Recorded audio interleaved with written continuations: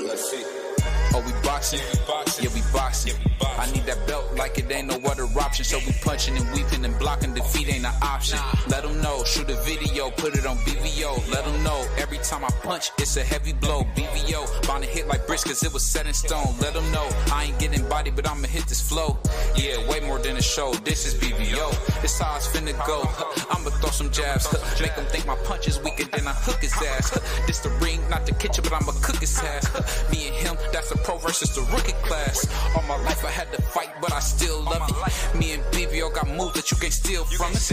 And these haters be throwing shots, but I don't feel nothing. I ain't gonna lie, shit, they alright, but we a little rougher. Step up for the title and face your rival, this ain't no little tussle. Bet I beat no bird, being chicken to get your feathers ruffled. Footwork, I'm dancing around my opponent like the Cupid shuffle. Good work, bodies hit the flow, they can't move a muscle. The upside is we ain't in the streets, shooting and shooting up. Catch me in the ring, sticking, moving and suited up. I know everybody can eat, but I ain't full enough. Oh, you said it's smoking some beef, I guess I'm pulling up. Oh, we boxing?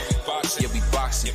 I need that belt like it ain't no other option. So we punching and weaving and blocking. Defeat ain't an option. Let them know. Shoot a video, put it on BVO. Let them know. Every time I punch, it's a heavy blow. BVO. Bound to hit like bricks cause it was set in stone. Let them know. I ain't getting body, but I'ma hit this flow.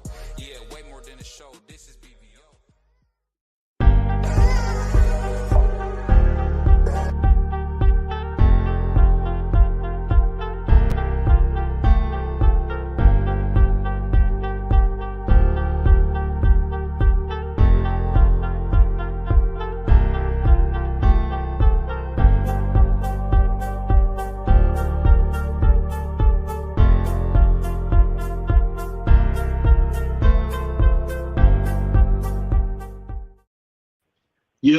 Yo, what's up? It's your boy BVO, your favorite YouTuber, man. And of course, we got your boy D-Free, aka the Puerto Rican Prince, man. Oscar De La Hoya's biggest hater, man. How you feeling, man? Happy New Year, bro. What's going on, man? Happy New Year. Oh, I'm excited, man. So we had to come, man, do our first show, episode 1. We're gonna start counting the shows now. So let me ask you this, man. I never really got your opinion on this. What you think about the whole new change, the new name change for Abdul Wahid, or Tank, as some used to call him? I mean, I have no problem with it. I mean, that man want to change his name, and he's a Muslim now. He want to change his name, so be it. That's his prerogative. I have no problem with it. Do you think him being a Muslim would kind of slow him down on getting bigger deals, or what do you think? I don't know. Like I said, if him being a Muslim helps him to be a better man, more power to him. I'm not going to knock anybody if they feel something is going to make them more positive and a better individual. So I mean that's what they got to do. You know the funny thing that I've been hearing, a lot of people saying they don't want to say his new name and they're gonna call him Tank anyway. I think that's funny because I wonder why people want to do that, but they never did that with Muhammad Ali, man. Why is that, man? People hate Tank that much. Because people are fickle and they always got a problem with something that somebody does. I mean, they had a problem when Muhammad Ali did it. They had a problem when Ocho Cinco did it. They have a problem when people do stuff that they feel that they want to do. Like, I don't see nothing wrong with a man changing his name. I mean, a lot of people change their name. Shit, Jamie Foxx changed his name. Nobody called Jamie Foxx by his government name. They called him Jamie Foxx. So right. a lot of people do it. I mean, it is what it is. I mean, if a man want to change his name, that's his prerogative. He don't like the birth name, or if he took a religion and he decided to go with a more a name that represent his belief now, then so be it. I feel you. Super, my man, Healer the teacher. He said, "Homie was a Christian to say it's." I think the funny thing about it is, I just want to see Tank in some big fights. I really don't care. Me or my bad, Abdullah Wahid. I want to see him in big fights. That's my main thing. I want to see him in big fights. I could care less if about his name change and all that. But I think the thing that's so crazy, I know you heard about it with the ESPN is going to let Top Rank go. You think that that'll be a good deal with them going over to Amazon? Um, yeah, I think it would be good if they go over to Amazon because that's one less hurdle that they got to worry about trying to cross when it's time to make these fights between Top Rank and PBC. They don't have to worry about who platform is it going to be on. They both on Amazon, so that's one less hurdle. Now it's just all about making the deal happen because that was the main thing when it came to these fights on different promotional companies. They was all on different platforms. You wanted to fight them on Top Rank. They wanted to fight them on Showtime. They want to fight them on DAZN. So that hurdle would be out of the way if Top Rank do go over to Amazon. Now we don't have to worry about who platform is going to be on. It's just about making a fight. Is the promoters are going to come together and make the fight. I think for so long, man, and I think this is a missing piece in boxing. Do you think it's crazy when you hear content creators or other people make up blatant lies? You think that hurts the sport? We got media making up blatant lies about fighters and things of that nature. What you think about that? Say that one more time. I said, do you think it hurts boxing or hurts the YTBC when you got creators that make blatant lies, things that they know that's not true, and they put it out as if it's fact? You think that hurts the sport or hurts the YTBC's credibility? Um, to a certain extent, it does hurt the sport because if a lot of these content creators that come out here and blatantly lie, if they got a lot of followers, it hurts the sport because you got a lot of followers and they a lot of them take what you saying as the facts because they look at you as a person that's supposed to be doing the research before you doing your show. So when you coming out here and you saying stuff and you know that it's a lie, you telling the public a lie. Now the public is running with that because a lot of these people don't take the time to do their own research. They just go by whatever we tell them. So yeah, it does hurt the sport to a certain extent, but that's why you have people like us and other content creators that choose to give you the true facts of what's going on. That's why I don't never like to jump the gun on stuff. I like to know exactly what's going on before I actually come out and say something about it because I don't want to be the one to have to go back and say, oh, I was wrong. This is what's really going on. I like to have everything lined up so when I come out with it, everybody can say, okay, well, D Free said it. I'm going to take his word for it because D Free has never lied to me before. So that's the type of content creator I want to be, the one that if I say something, they don't have to worry about going to double check it because they know whatever I'm telling them is true because I'm not coming out here putting out lies. And you know what? I think that's important, man. Salute to my man Tommy in the chat. Happy New Year to you as well, brother. I think the thing that's so crazy is I'm starting to understand the power of our words because you will hear like boxers say things that you said, I've said, and I think going forward, man, I think content creators got to be very careful what they say. You know, I didn't heard people like accuse boxers of cheating, accuse boxers of just a bunch of like bad things, and I'm telling you. I think that's why we don't get some of the interviews we should get.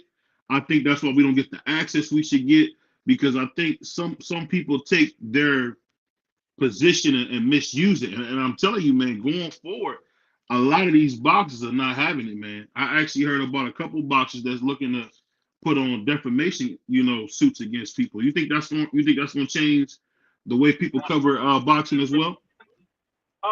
Yeah, I mean. Yeah, when you come out and you blatantly lie about a certain individual, that is defamation of character because those fighters are in the public eye. So if you sit out here blatantly lying on them, right. they have every right to sue you for defamation of character. And not only do they have every right, they have the proof because you have a channel. Your YouTube channel is put out there, and once it's put out there, you can try to delete it, but if somebody save a clip of it, of what you saying, okay, yeah, you deleted it, but they already got a clip of it. So now Right. it's out there. They got proof that you said it. So that's why I don't try to get into the personal business of these individuals, because that's none of my business. If it doesn't involve them in the ring or on the field or on the court, when we talking about these different sports, I try to stay away from it, because it's a touchy situation. Unless it's something that's already put out there and I've done my research and it's been put out there for everybody to already know about it, then I might speak on it. But for the most part, I stay away from that, because you don't want to be one of those ones that the fighters say, no, I'm not doing an interview with you because they like talking my personal business. Nah, I'm talking about strictly what's going on in the ring. That's what I like to talk about. What's going on in the ring? Who you plan on fighting next? How is it going on in camp? That's what I like to talk about. And that's a good point, man, because I don't know if you've seen recently they had a couple of fighters, man, that was talking about how much they wanted to give, I guess us YouTubers access, and they just been burned in the past. But I think, you know what? I think the funny thing is, I think some people don't understand that you do have to be entertaining, but you don't have to make up blatant lies. Because I don't know if you heard about the whole Tasha K thing, who is one of the best. I think she's one of the best YouTubers on YouTube, where she ended up getting sued almost into oblivion by Cardi B for making, false statements. I'm telling you, like you said before, man, that stuff is very tough. But on a lighter note, man, let me ask you this. Now, we all know about the 140-pound division, man. Do you think it's any credence to the whole Devin Haney versus Terence Crawford fight, or is that just something they're making up? I believe they making that up. That's just another rumor that a lot of people is putting out there. They just, when it comes to these fighters, unless you talking to the fighter themselves or you talking to their promoter or their manager, a lot of these people just throwing names out there of who they can possibly fight or who they want to see them in the ring with. So that's why when they brought up Tank Davis, who's Tank Davis fighting next? I always say, until that man come out with an announcement, I don't know who that man fighting next. I can't say who he's fighting next. I can say who I would like to see him fighting next, but I don't know what that man is doing because he hasn't said anything. Once he says something, then we could talk about who he's fighting next, whether it's good or bad. But until then, I don't sit here and speculate. I tell them who I would like to see them fight. But I don't believe Devin Haney is fighting no Bud Crawford. What are you gonna go to 54? Because that's what Bud is about to fight at. Oh, is that for sure? He's gonna fight at 54?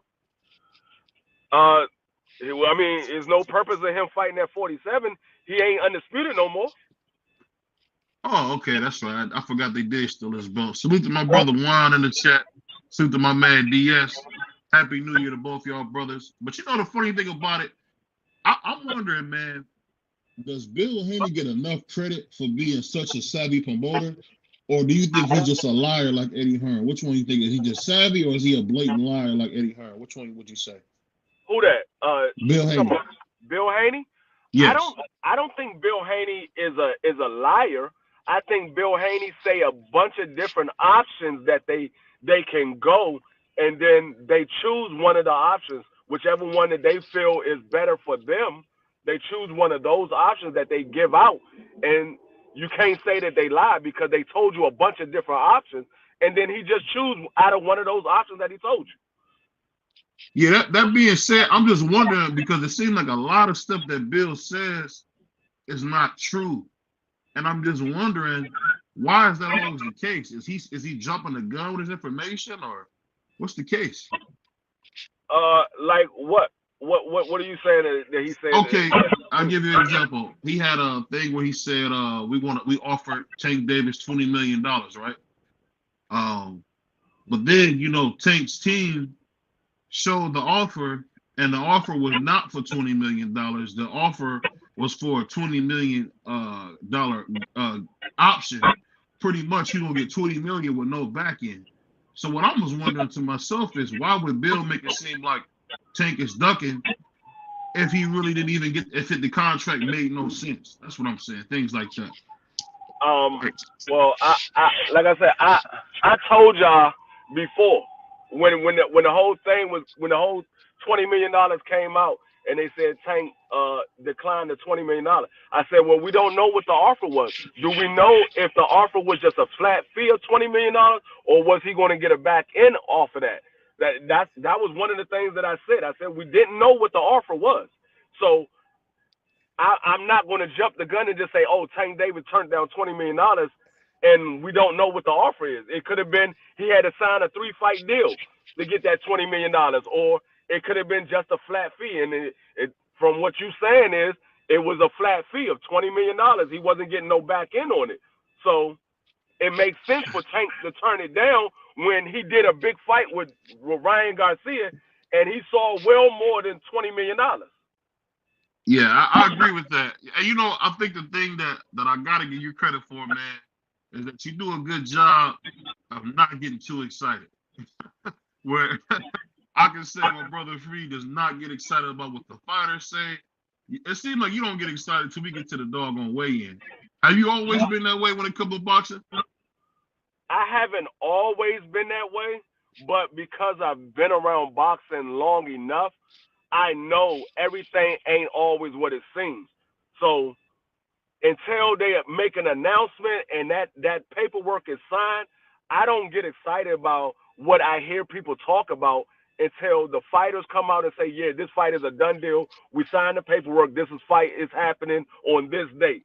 That's when I get excited. Other than that, I'm not getting excited because I've seen people say, oh, they're going to fight this person next and it not happen. Oh, they're going to fight that person next and it not happen. Oh, this fight is in talk and all of a sudden it doesn't happen. So I don't get excited about certain stuff until I hear an announcement because I've been around the sport of boxing for a while, and so yeah. I know how this stuff works.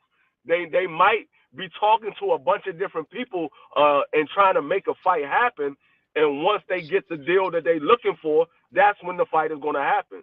So when people say, oh, this person's in talk with Devin Haney, or this person in talk with Tank Davis or Ryan Garcia or T.O., whoever it may be, okay, yeah, they in talk. But until that fight is announced, they just talking. They negotiate. They could be negotiating with him and negotiating with 2 other people. We don't know. Until that fight is announced, I don't know what's going to happen. That's a good point. I'll tell you one thing that always make me laugh. I don't know if you remember this, but I swear, man, you did not seem excited about the Terrence and Bud Crawford fight. I don't mean the Bud and Errol fight until we seen them on the doggone scale. Was that? Do you remember that, man? It seemed like you didn't even like getting pumped. I saw that they was in negotiations from April all the way until October, and then all of a sudden Bud said he was fighting David Avanesyan. So I was like, okay, until this motherfucker fight is announced and they doing a press conference tour, I'm not sold on this fight being done. Because I seen them in talk. They were like, oh, they negotiating. Yeah, they negotiate. Bud said he agreed to everything, but he's fighting David Avanesyan. This man said he agreed to everything. And everybody said, well, he didn't agree to this. The man came out and did a goddamn Instagram live and said, yeah, I agreed to everything. I took everything that they offered me, but you still end up fighting David Avanesyan. So I don't get excited until I see them doing a press tour or they make an announcement that this fight is happening on this day at this arena. That's when I get excited about the fight. I feel you. Hey, salute to my man 88 Sports. But hey, I won fantasy league. I blew this brother out. I had 170 points, man. Shout out to the Cleveland Browns, playoff bound, future Super Bowl champions. 88. Never challenge me in fantasy football. I do this. And salute to my brother GD, man. Happy New Year, man. Hey, but the funny thing back to boxing that's so funny is, do you think people really hate Abdul Wahid and Tank Davis? Because it seems like if you look to those fan bases, man, it's almost like you think they still friends anymore. Because I know for a fact how much Abdul has said so many good things about Devin Haney over the years. You think they still friends? I think they still cool. I don't see, like, Tank Davis don't really have no bad ill will towards Devin Haney. He just don't like all of the stuff that they be saying about him. He don't have no real bad ill will towards Devin Haney or Shakur for that matter. It's just he don't like for people to be talking about him behind their back, but then when you see him face to face, everything is peaches and cream. So I don't think that Tank Davis is mad at somebody because they got good things to say about Devin Haney, or if they even talk to Devin Haney. I don't think that he's mad about that because he still deals with Floyd, and Floyd deals with Devin Haney. So and Floyd deals with Shakur Stevenson, but Tank Davis still looks up to Floyd and still talk to Floyd for little pointers here and there. So I don't see that being an issue. Tank Davis doesn't cross me as the jealous type because you like this dude. I can't be friends with you because you and him are cool. I don't see Tank Davis being that type of person. Now there are some fighters that's like that, and you know who I'm talking about. There are some fighters like that. If you like this one and you're not all about this individual, then we can't be cool. There are people like that. So, but I don't see Tank Davis being like that. Salute to my man GD. He said, fact same here. Oh, my man Tommy said, you got one more week. It's a 2-week playoff. It don't matter if it's a 2-week playoff. I'm still gonna bust 88's head open no matter what. So back to where we talking about. I think the funny thing is, it seemed like when it comes to Tank, out of all Floyd's fighters ever, I feel like this is the first fighter where I feel like Floyd is not only invested, but he's emotionally invested into Tank. Is that just me seeing that, or do you see that as well? Floyd, I don't know if Floyd. Floyd is emotionally invested in Tank because Floyd brought Tank up. I mean, we all know Tank was founded by AB, but Floyd made Tank to who he is, and of course, Floyd is always going to have that part of him that roots for Tank, regardless if Tank is with another promoter, Tank is on his own, or whatever, because that was his fighter, and he was his fighter for a long time. I mean, Tank was Floyd's fighter from 18 until 28 for 10 years. Yeah. That was his fighter for 10 years. So he's going to always have a part of him that nobody can fill that void, because him and Tank was like big brother, little brother, or however you want to call it. That's how they was, because Tank was always with Floyd. Floyd was showing Tank everything he needed to know about the sport of boxing. So, but this fight, I think, is more so Floyd is coaching Tank to be a promoter. He's being his own promoter. And I think Floyd realized, okay, Tank Davis, he is a grown man, and he got to move on with his career. He can't be under me for the rest of his career. So I think Floyd realized that Tank is not, he's not separating himself from Floyd, but he's being his own man. So I think Floyd is trying to show him, okay, this is what you need to do in this situation. This is who you need to get to make sure this is taken care of. You know, that being said, man, we gotta bring up the big news, man. I don't know if you heard this, but Arthur Beterbiev has just signed his part of the deal. It's official.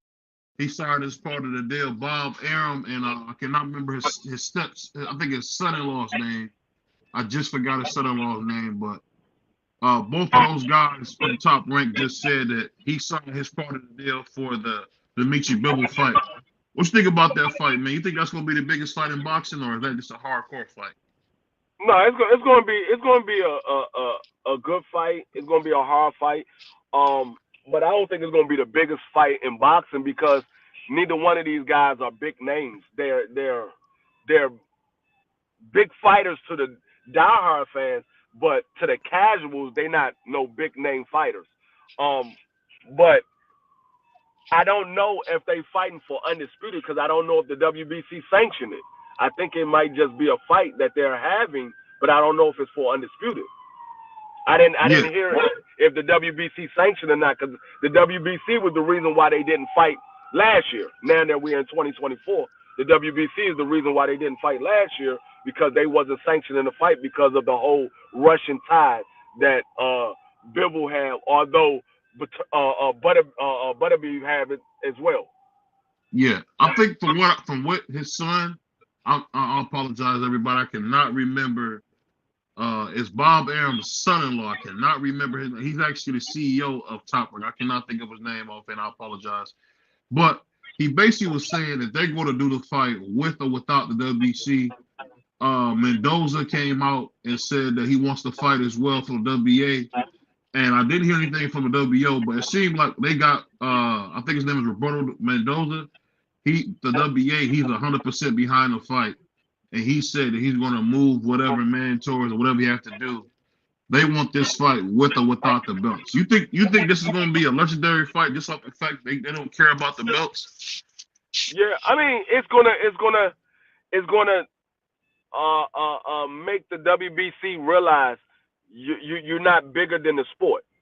You're not bigger than the sport. The fighters are going to fight regardless if they fight for your belt or not. They're going to fight. So the only person that's actually missing out on this is the WBC because they're not getting no piece of this fight. And from the reports that I've read, once Butterbeef get past Caleb Smith, then the fight is a done deal. So the WBC, either they're going to be on board or they're going to miss out on a piece of the pie. Do you think that fight's going to be tough?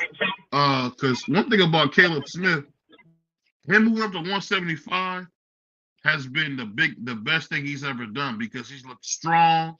He's looked like he's at his weight class. Doesn't look depleted. To me, it's almost like a Devin Haney when he came up to 140. You think this is going to be good?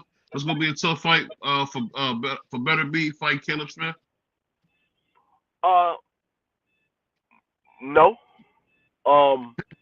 Because Caleb Smith, he don't have no footwork. That was the whole reason why he got beat up by Canelo. The man didn't have no footwork. All he had was a jab, and Canelo eliminated that jab. So he pretty much was just a standing target. And if you couldn't deal with Canelo, I don't see you dealing with Butterbeef. I don't see you dealing with Butterbeef. Butterbeef is a much harder puncher than Canelo, and he's a different animal than Canelo.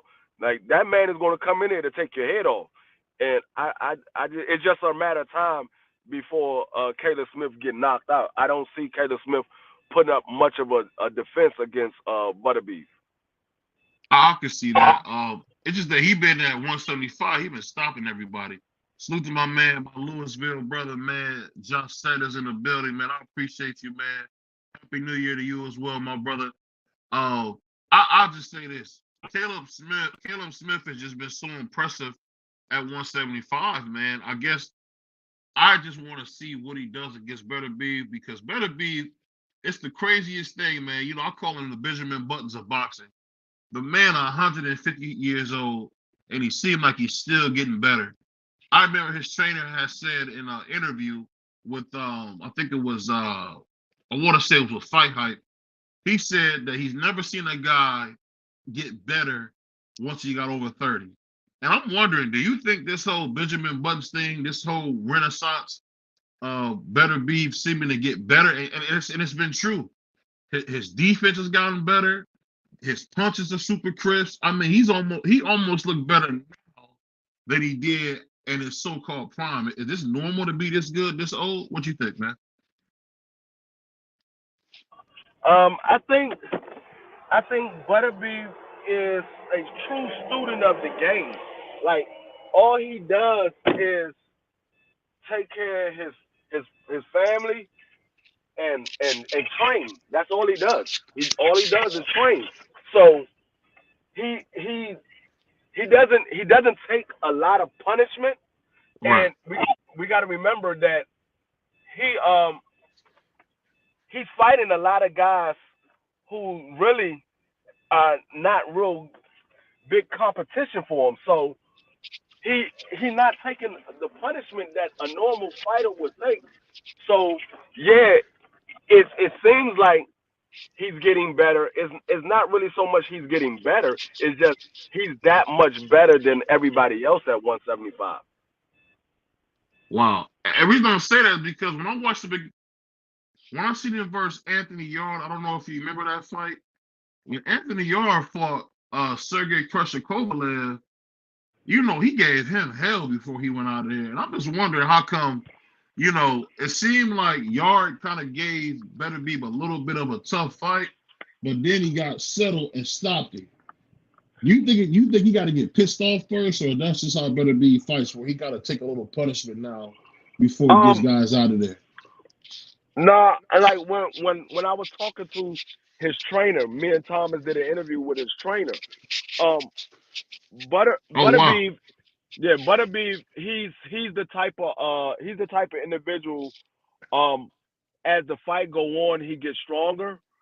yeah, Um, and it's usually like when he gets cut, it kind of like makes him even madder.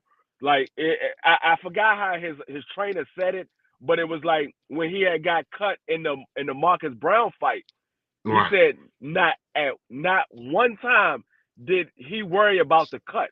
He never asked about the cut. He never wiped at the cut. He didn't care nothing about the cut. He just said, "Okay, I gotta go ahead and stop this man because they looking to stop this fight." And that's exactly what he went out there and did. The next round, he went out there and he stopped Marcus Brown.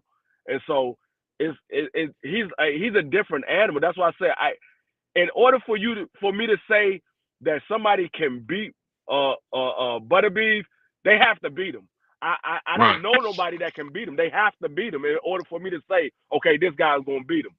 I can see because I've seen guys that can box and they didn't do nothing. I've seen guys that had power. They didn't do nothing. So I don't. That's why I say I don't know if Bivol has the tools to beat Butterbeef because both of them are Russian. Uh-huh. Both of them are tough individuals, but I think Butterbeef is just a different animal. He's a different animal. So I don't know. It's going to make for an interesting fight. It should make for a good fight because even in the fight that Bivol had this past weekend, um, I didn't see anything to say, okay, that's going to give Butterbeef some problems. I didn't see that. I just saw Bivol go out there and did what he was supposed to do. All So movement. Yeah, his I don't feet. know. His feet. You know, think about Bivol. That's so crazy, man. His feet are special, man. And I'm just wondering. Hey, I could be wrong. I know you said Iceman Scully, so that's the dude out of New Jerusalem, right? Out of New Jersey. It's Better Be still working with that guy from New Jersey, Free. You said, is he what? He's still working with Iceman Scully from New Jersey. Yeah, he's still working with him. That's his Okay, trainer. okay. And you know the funny thing about that? Isn't it funny how both these guys they got like Russian, roots, but they both living in Jersey? That's the craziest thing in the world, man. They both working with people from Jersey. That tell you how big the sport of boxing is. You got both the light heavyweight champions, both kind of like doing work in New Jersey. But I'll tell you this. So do you think Dimitri Bivol actually has a real shot at beating Better Beef? Because I don't see it. I think he's gonna knock him out cold. What about you? Um, he has a shot, and the shot that he has is Butterbeef is 38 years old. So being though that he's an older fighter, we don't know when Father Time is going to show his face. So that's the shot that I believe that Bivol has. Other than that, I don't see him possessing anything that would give Butterbeef a problem. He's seen a boxer. He's seen a pressure fighter. He's seen a power puncher. He's seen all of those guys. And we got to remember, this man is a highly decorated amateur fighter. I think he had like 300 something wins with only I think 3 or 4 losses. So yeah, I believe he beat Usyk in the amateurs. I think he fought Usyk in the amateurs as well. I don't know if he. I don't know if no, he did. Usyk. No, he fought. He actually was the one that knocked Usyk down in the amateurs. Alexander Usyk, the heavyweight champ. Better Be actually knocked him down. He was the first one to knock him down to the body in the amateurs. Yeah, I mean, I wouldn't doubt it. I wouldn't doubt it but that's what I'm saying. This man is a highly decorated amateur, so he's seen every style there is to have. So I don't think that Bivol possess anything that he hasn't seen before. So I don't know. I think the only shot that Bivol has is the fact that he's 38 years old. Oh, excuse me. I agree with that. My man, 88 say DS, what's up? He said better be is a different human being. He said you, my man DS said you better be on your best behavior with Arthur Paterbi has. He said Marcus Brown's actually good. He said, man, beat the life out of Marcus. Hey, I thought he beat Marcus Brown to death. I mean, even with that cut, I don't know if he beat Marcus Brown to death. He said Arthur did have that crazy cut on his forehead. It was a hell of a fight. He said Marcus Brown lasted 9 rounds. That was impressive. See, my thing about Bivol is I think his feet are special because we all seen that fight with Canelo where he did a masterful job of the in and out style. And I guess for me, I'm wondering. I don't think that's gonna work against no better beat. What about you, man? You think he used those same tactics that he used against Canelo, who was a smaller man? What do you think? No, I don't think that works on Butterbean because of the fact that Butterbean likes to go to the body. So with him going to the body, he's going to slow that down. So you're not going to be able to move around the ring as much as you want to when it gets to the later rounds, and that's why he usually knocks his opponent out when it gets longer as the fight goes on. It's more of a chance of them getting knocked out because of the work and the pressure that he puts on you. Like he's going to keep coming.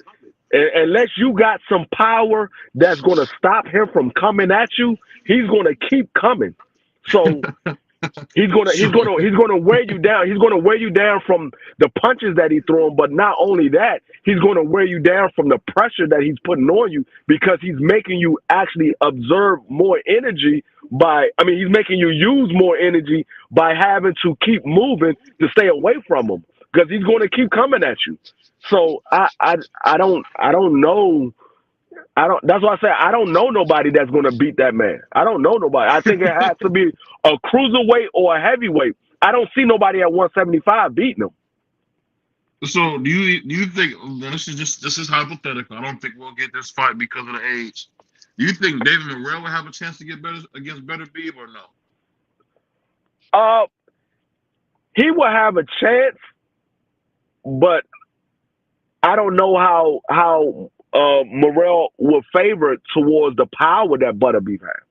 Like, no, he's a different type of dude. He's a different animal. So anybody that gets in the ring that have boxing ability and have some power, they will have a chance against him. But how would your chin matter up to his power? Because at some point he's going to touch you. I have yet to see him in a fight where he hasn't touched somebody. He got 100% knockout ratio. I have yet to see somebody get in the ring and he has not touched him. So at some point, he's going to touch you. So how would you be able to hold up to him hitting you? Now, he might be able to hold up to you hitting him, but can you hold up to him hitting you? Well, hey, and that brings up a very important thing I wanted to ask you.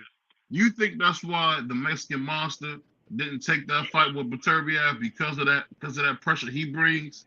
As far Hell as yeah. Hell yeah.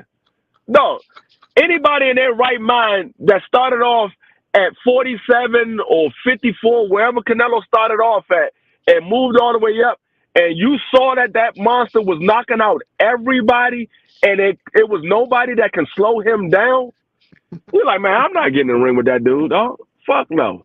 I know that I have a stamina issue. Right. And this motherfucker's going to put pressure on me nonstop. I'm not getting in the ring with him. Fuck no. I'm going back down to 68 where I belong. I'm not staying at no 75. You know what's funny? I could be wrong on this, but I always thought Canelo was too small for 175. Was I wrong when I thought that? And I feel like the way Bivol really little boyed him, it kind of showed that Canelo isn't quite big enough for the division. What you think, man? Say that again? I said, did it shock you like when Canelo fought Bivol? It seemed like he was just a little bit, he didn't have enough stature to be at that division. Is it just me or is the Canelo just a little bit too small for 175? What you think? Oh, I mean, he's definitely too small for 175, but he took that Bivol fight because he thought Bivol was green. He thought he saw an easy target. He said Bivol only had like 17, 18 fights. He ain't got real big knockout power. he was like, oh yeah, I can go in there and I can beat him. I'm a better fighter than him. That's what he thought. He was a better fighter than him. He got roughly 60 fights. He was like, oh, I can beat him. And then when he got in there, he realized Bivol was a different breed. You wasn't just going to go in there and just be able to overwhelm him with your starting. He thought that he was going to be starstruck because he in the ring with Canelo. Where he had to realize those Russians don't care about how much of a star you are. All they do is fight. They don't care about that. And you know the funny thing about it? And that's a good point because I don't know if you remember that fight. At the end of the fight, controversial win for Bivol. They said, Bivol, what you think about this? He said, I hope I didn't mess up their plans for the Triple G versus Canelo fight. And it's like, it was almost like Bivol was saying as if like, I don't care that I just fought a living legend in Canelo. And I'll never forget that because he wasn't even phased. You know, even though he got, a lot of people said, a questionable decision against Canelo, I think it's so crazy how like he was just unfazed by getting in the ring with a living legend, man. That's crazy, huh? I don't know why they say he got a questionable decision because it was clearly a win. Even if you look at the daggone little clip that you show in your daggone intro, he was beating the shit out of Canelo. He was beating the shit out of Canelo right there on that damn rope. He was beating the shit out of Canelo. Canelo couldn't do nothing. All Canelo could do was hold up the high guard. I was like, no, when Canelo was laying on the ropes and was like, come on, come in. Bivol was like, man, if you don't bring your ass back to the center of this goddamn ring, I know you tired. Bring your ass back to the center of this ring so I can beat your ass again. You know, it's funny. That's exactly what Bivol was doing, man. He really was just beating the life out of Canelo for a little bit. But it seemed like Canelo did a good job. I don't know if this counts, but Canelo does a great job of doing that Rocky Marciano stuff of hitting your hips, hitting your arms. It seems like when you fight Canelo, you know you've been in a fight, man. My man, 88 Sports said, hell no. He would beat the young years out of Morrell. My man Diaz said, yes, exactly why Benavidez avoids Arthur. Doesn't even mention his name. He said Bivol did his thing against Canelo. I mean, he did. He definitely did. But we got to talk about this, man, before we get out of here, man. Episode 1. It's your boy BBO. It's your boy D3, the Puerto Rican Prince. We back. We're going to make sure we're more consistent than ever. But I got to ask you this, man. What do you think about Alicia Bungana kind of retracting some of the statements she said about Claressa Shields? What you think about that? She know damn well she gonna get her ass knocked the fuck out fucking with Claressa. She better recant that shit she said. Hey, you go, man. No, I like Alicia Bungana, but you're not on the level of Claressa Shields. You're not. She's not on that level. When you cannot possibly think that you on the level of a Claressa Shields when Claressa is a 3-time undisputed champion. She's beaten everybody she's been in the ring with. And not only that, she's outclassed everybody she's been in the ring with. You have a stamina issue. So the only shot you got is if you catch Claressa with a good shot and she can't take it. That's the only shot you got. You're not a better boxer than Claressa. You don't have better stamina than Claressa. You don't have better footwork than Claressa. I'm thinking that, you know what's so funny? Would you say that Claressa Shields is a weight bully for entertaining this fight? What do you think? Because she said the fight has to be at 147. It can't be at 140. It has to be at 147. What do you think? Actually, it would favor Alicia Bungana if Claressa was to take that fight because she would have to drain herself to get down to 147. So it would favor Alicia. It wouldn't favor Claressa. It would favor Alicia. She would have to drain herself to get down to 147. You think she can get all the way up to 147 to fight Claressa? You think Alicia can get that big? Because I think she's at 130, I believe. I don't think she would. I mean, that's why she recanting what she said because I don't think she would. Because like I told you, you already have a stamina issue.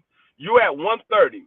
You put on an extra 17 pounds, your stamina is going to be a lot worse. It's not going to be better. It's gonna be a lot worse. Yeah. And you know what's funny, man? I think the thing that kind of got me was it seemed like Clarissa was like wanting to take the fight. I heard she sent the offer. Did that shock you that she sent that girl offer so fast? I don't know, like, cause Carissa doesn't go at none of these females. She big up all of the women women boxers. She give them all their props. She give them all their praise that they deserve. The only one that she had issues with was Savannah Marshall, because Savannah Marshall pretty much thought that she really beat Carissa in the amateurs. And when you go back and watch that daggone film on the amateur fight, Savannah Marshall clearly lost that fight. But but Carissa doesn't have any ill will towards these female boxers. She try to showcase all of those female boxers. That's why she did an all women's fight card. She tried to showcase all of them. So for you to talk bad about Carissa is disrespectful, because she's trying to make sure that you get the spotlight put on you by having you fight on her card, because everybody's coming to watch Carissa. So you fighting on her card is putting a spotlight on you. And then you to talk bad about her and she never said nothing about you, it's a slap in the face. So if Carissa say, hey, I'll go down to 47 to fight her, then so be it. You asked for it, and you get in the ring with her, and she whoop your ass. Don't be saying, oh, she was too big for me. No, you asked for it. Free you don't put it, man. I'm just saying, you can't ask for an excuse later after you asked for the goddamn ass whooping. You can't ask for an excuse later while you got your ass whooped. Hey, salute to my man, 88 Sports, man. He said she's too small for Carissa. Salute to my man, Doug Reistein, man. Salute. Happy New Year, my brother. Happy New Year, Hey, go ahead, my bad, go ahead. No, I was saying Happy New Year, Doug. Hey, you know this funny, man. Do you know me and Dub got a bet on the American Dream versus Abdul Wahid? Can you believe that? Who you think's gonna win that fight when they fight, man? I just want your early prediction, Free. When they fight, who you think's gonna win, Abdul Wahid or the American Dream? You talking about Tank Davis? Yeah. Versus Devin Haney. I got to get used to his new name. So, okay, my bad. I still got Tank Davis.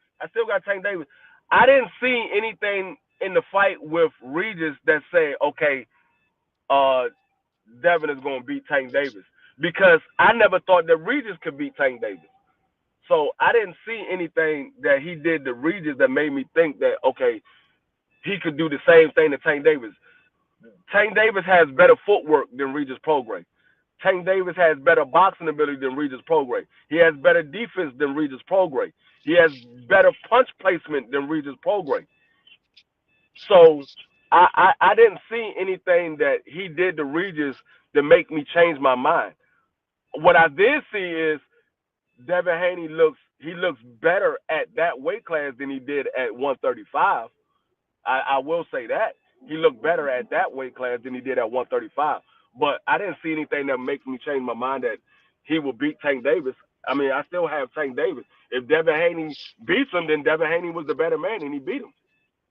You know, the funny thing about it is, when it comes to Abdul Wahid, man, I really don't think. I think the only person that might can beat him, and this is just might, is probably Sugar Shakur. I think that'd be the only guy I could see maybe beat. Because we all know he'll never fight a guy like Tio, because Tio probably would crush him. But as far as in his weight class, because Tio's at 140, only person I can see maybe beating Abdul Wahid is probably Sugar Shakur. But I don't know. What's going on, Doug? Happy New Year, dog. How you feeling? Man, Happy New Year to both my brothers, man. Happy New Year, man. Hey, do y'all get feedback? Hold on, let me. No, that's me. Go ahead. Okay. Nah, man. Salute to y'all. Happy New Year, man. And I hope y'all have another continued year of success in y'all endeavors. And man, looking forward to hearing from y'all, man. I love y'all show, man. I love it. Hey, you know, we had a good laugh, man, when you said you think the American dream could beat Abdul Wahid. What got you so confident? That's the thing that get me with it. Well, How you so confident that he can beat Abdul Wahid, man? Seriously. so first off, I thought that he would beat him at 35 as well. Anybody who didn't heard me speak on this fight, I already know I done picked Devin from the beginning. So it is what it is. The thing is, like D Free just said, seeing how Devin look at 140 versus how he looked at 135, just those 5 pounds, that man looked totally different. He looked totally different in the ring. You know what I'm saying? In my opinion. And Oh, he did. He definitely did. and my thing is I understand when you say that Tank has better footwork than Regis. I agree. When you say he has better punch placement, I agree. The thing is that overall, because of Devin's length, his size, the perceived power that he's carried up to 140. If the fight happened at 140, and regardless of where it happened at, I'm still picking Devin to win the fight. I just think that at this current moment in time, Devin he's fighting the better competition. I think he's progressing at a much faster pace than Tank Davis is right now. And when you continue to fight better competition, that's my biggest thing. When you fighting better competition in the ring, that you have no choice but to continue to get better. Your confidence grows. And my thing with Tank is I just haven't seen him put that type of work in. You know what I'm saying? He done fought some decent fighters, and we're gonna give him credit where credit is, or excuse me, Abdul Wahid, like you like to say, but we're gonna give him credit where credit is due. I just think that at this current pace that Devin is on, when they do meet up, he gonna be the longer fighter. He gonna be just as skillful. I'm not gonna say more skillful, but just as skillful as Tank is. He'll be able to control the distance better than Tank can. And shit, hey man, if Mario Barrios can take you to what, the 11th round, I think Devin can get through the fight. Well, let me ask you this: do you And if think Devin that? and if Devin get through the fight, only way I see Tank winning is by stoppage. If Devin make it through that fight, he gonna outbox Tank, and we done seen Tank being outboxed before.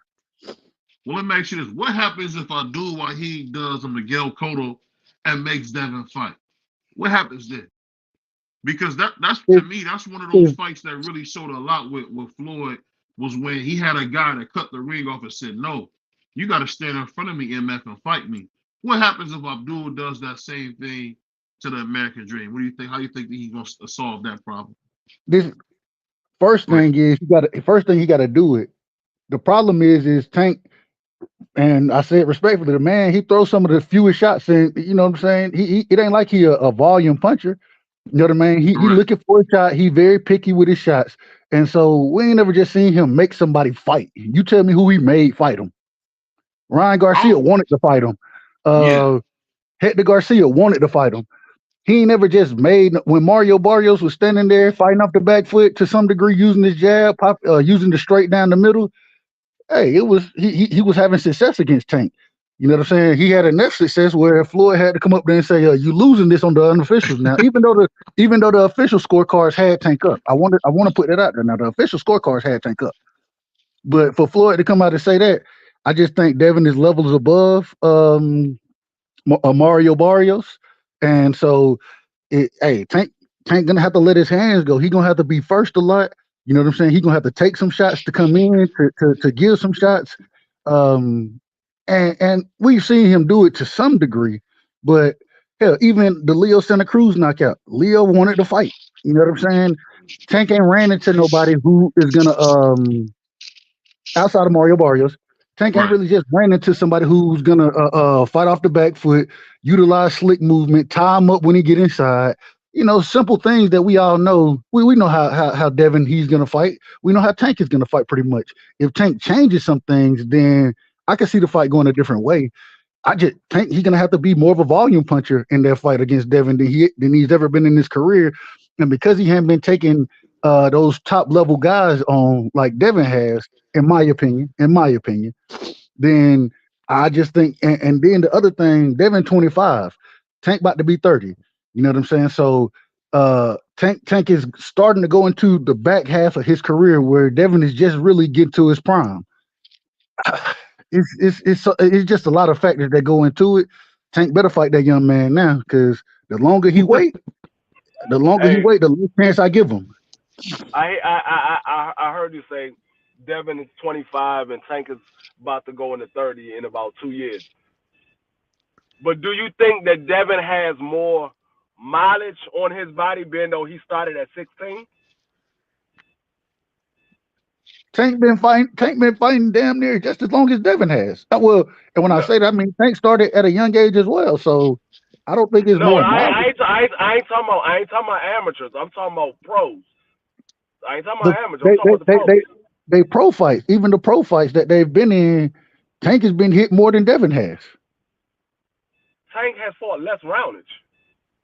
Agree, I agree, but he's been hit more. No, he hasn't. Okay, if you say so, if you tell me No, that, I mean if you go look at the copy box, Tank has been hit less than Devin, because if Devin has fought more rounds and Tank fought less rounds, Devin has been hit more than Tank. if that's So what you look, want to Skinny, do, pull up. I Oh yeah, disagree with you. I'm telling you, we talked about this before, and somebody actually looked it up. Devin Haney has been hit more times than Tank Davis did because of the more rounds that Devin Haney has been in. Devin Haney went a lot more rounds than Tank Davis has went, because Tank Davis is usually knocking his opponent out. So he If if hasn't gone if as many if, rounds. if the argument is mileage for an individual who's 25 versus an individual who's 30, then all right, I'll let you have that argument. You can you win. I'll concede that argument. The thing is that I don't think Devin has taken really outside of hell. He ain't really taking damage like that. He was hurt against Linares. Outside of that, I think Lomachenko was the fight he took the most damage in. You know what I'm saying? So, and I still thought he fought the wrong fight in that situation, which is I his mean, prerogative. neither one of them took no real big damages in none of their fights. Neither one of them. So why is that the argument? Then No, why is I'm that the just saying. argument? I'm saying because Devin started fighting longer, he has more. He has more mileage. I think you think Devin it might be started. the Canelo effect. I think he might be saying Canelo effect because I don't know if you heard about this. I think Devin is missing about 5 or 6 wins that he just didn't put on his official record because apparently I could be wrong, but this is what I hear, from insiders. He fought a lot in Tijuana, man. Like he was really, going at it down there. So I don't know Hey, if that'll hurt him long term because people say that about Canelo. He's the oldest 33 in boxing history. I think that's what Freeze may be alluding to. What do you think about that? I can understand it. I can understand it if Devin wasn't 4 years younger. I could understand that argument. But with him being 4 years younger, I just don't think it's gonna play any role in that fight. No, Hey, I don't think it's gonna play a hey, role. I free, don't think it's gonna play hey, a role. free. Drop the link on your side for Skinny, man, so he can come in. All right, all right. And let me ask you this, Doug, because I like your insight on stuff. So that being said, man, do you think, and this is just me, can you see the Yoel Judah influence in Devin? I see a lot of his godfather in him lately. You think Yoel Judah starting to have an impact on that camp? What you think? I think that because he done trained with so many different trainers, Right. he's been able to grab a little bit from everybody. You know what I'm saying? When Yeah. individual and the other thing is, I think Devin is the more disciplined fighter. I'm not saying Tank isn't disciplined, but I am saying that earlier in Tank's career, he wasn't as disciplined, and Devin With the has weight been that problems, yeah, for sure. he's been that consummate professional, regardless of how bad he look on the scale. The man don't miss weight. From anybody you talk to in the that know anything about boxing, that understand what goes on outside of it, they're gonna tell you. And I asked this question specifically to Mickey Bay. He had he was doing an interview with, I believe, Mill City Boxing, and I Right. asked Mickey, I was like, would you put outside of Floyd and Bud, do you see anybody more disciplined to the sport than Devin? And he was like, bro, I see Devin every day. And that man, he's always in the gym. He's always working. He's always getting better.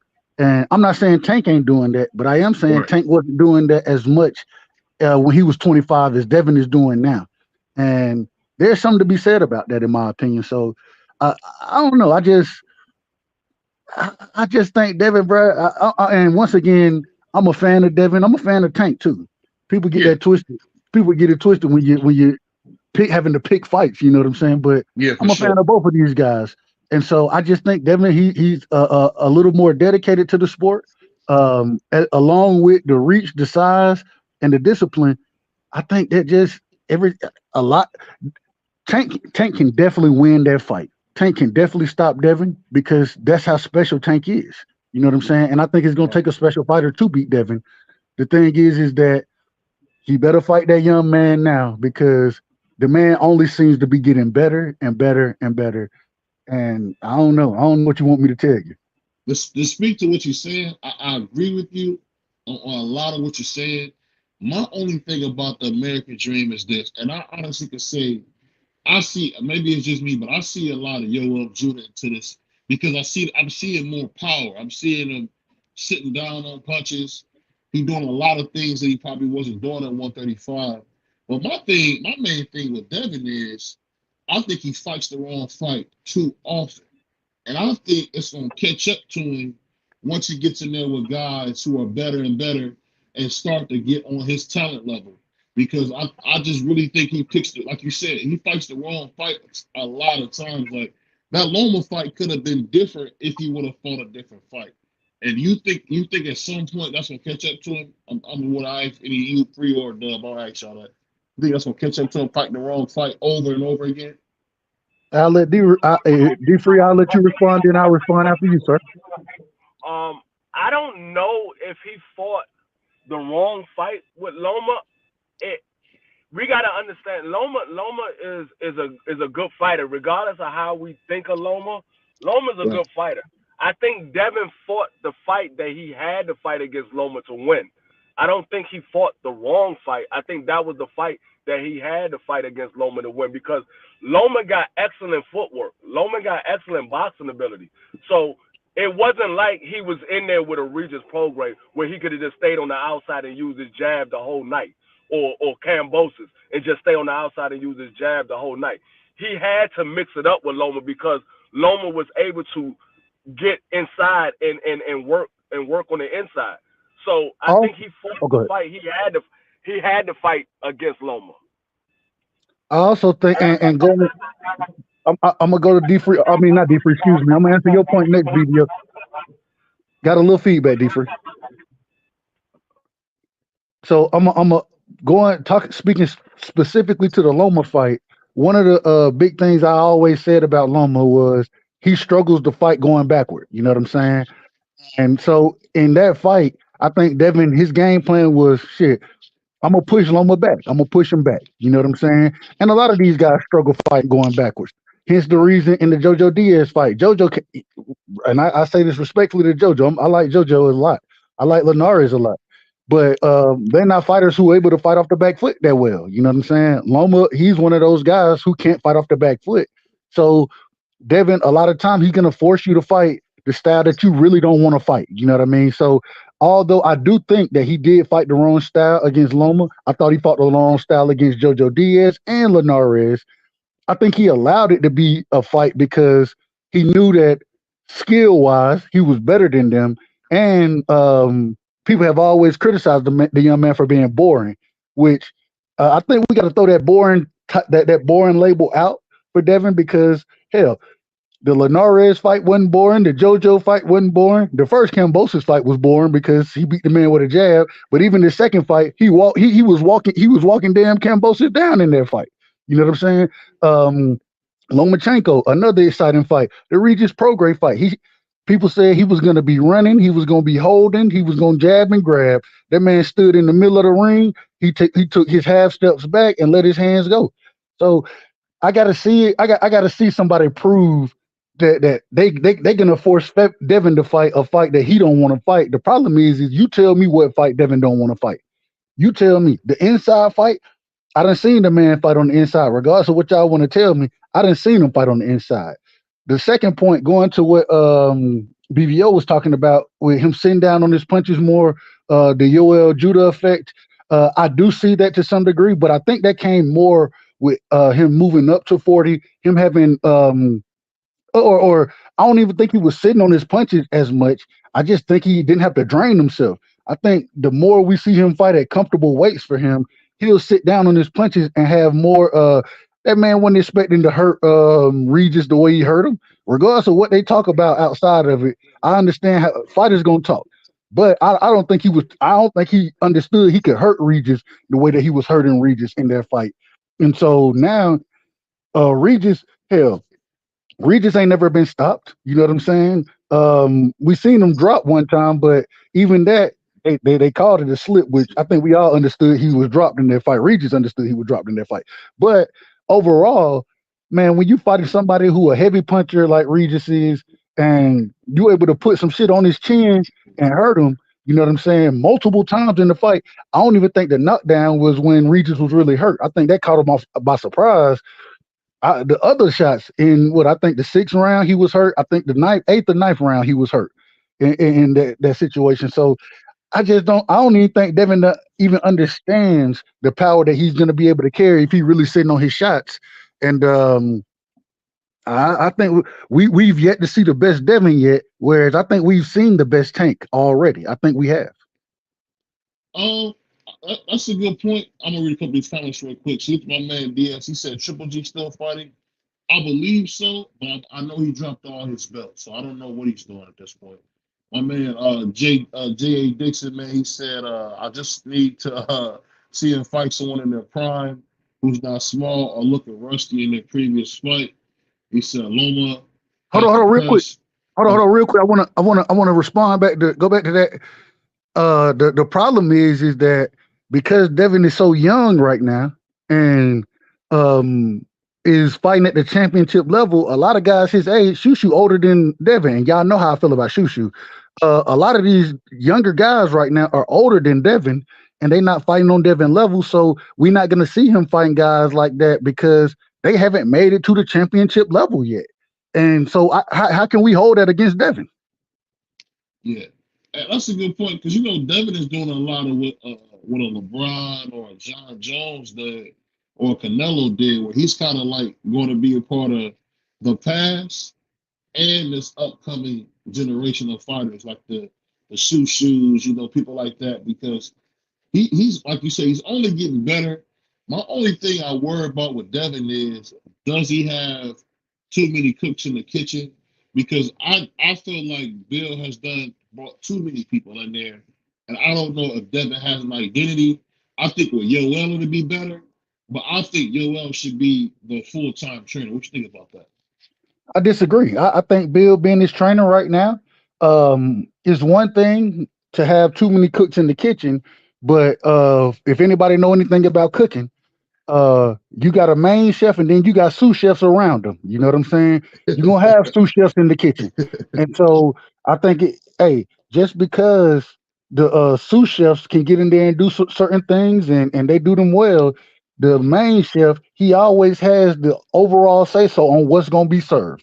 You feel me? So I think the way that Bill is doing it, hell, you had Freddie Roach, and I ain't gonna hold you, I ain't a big fan of Freddie Roach. I'm not a big fan of him at all. But you had Freddie Roach training this man for the Regis fight, you know what I'm saying, to some degree. You done had Ben Davison in there, you done had Yoel, you done had Floyd Sr., you know what I'm saying? You done had Floyd Jr., you done had what's the youngest brother name?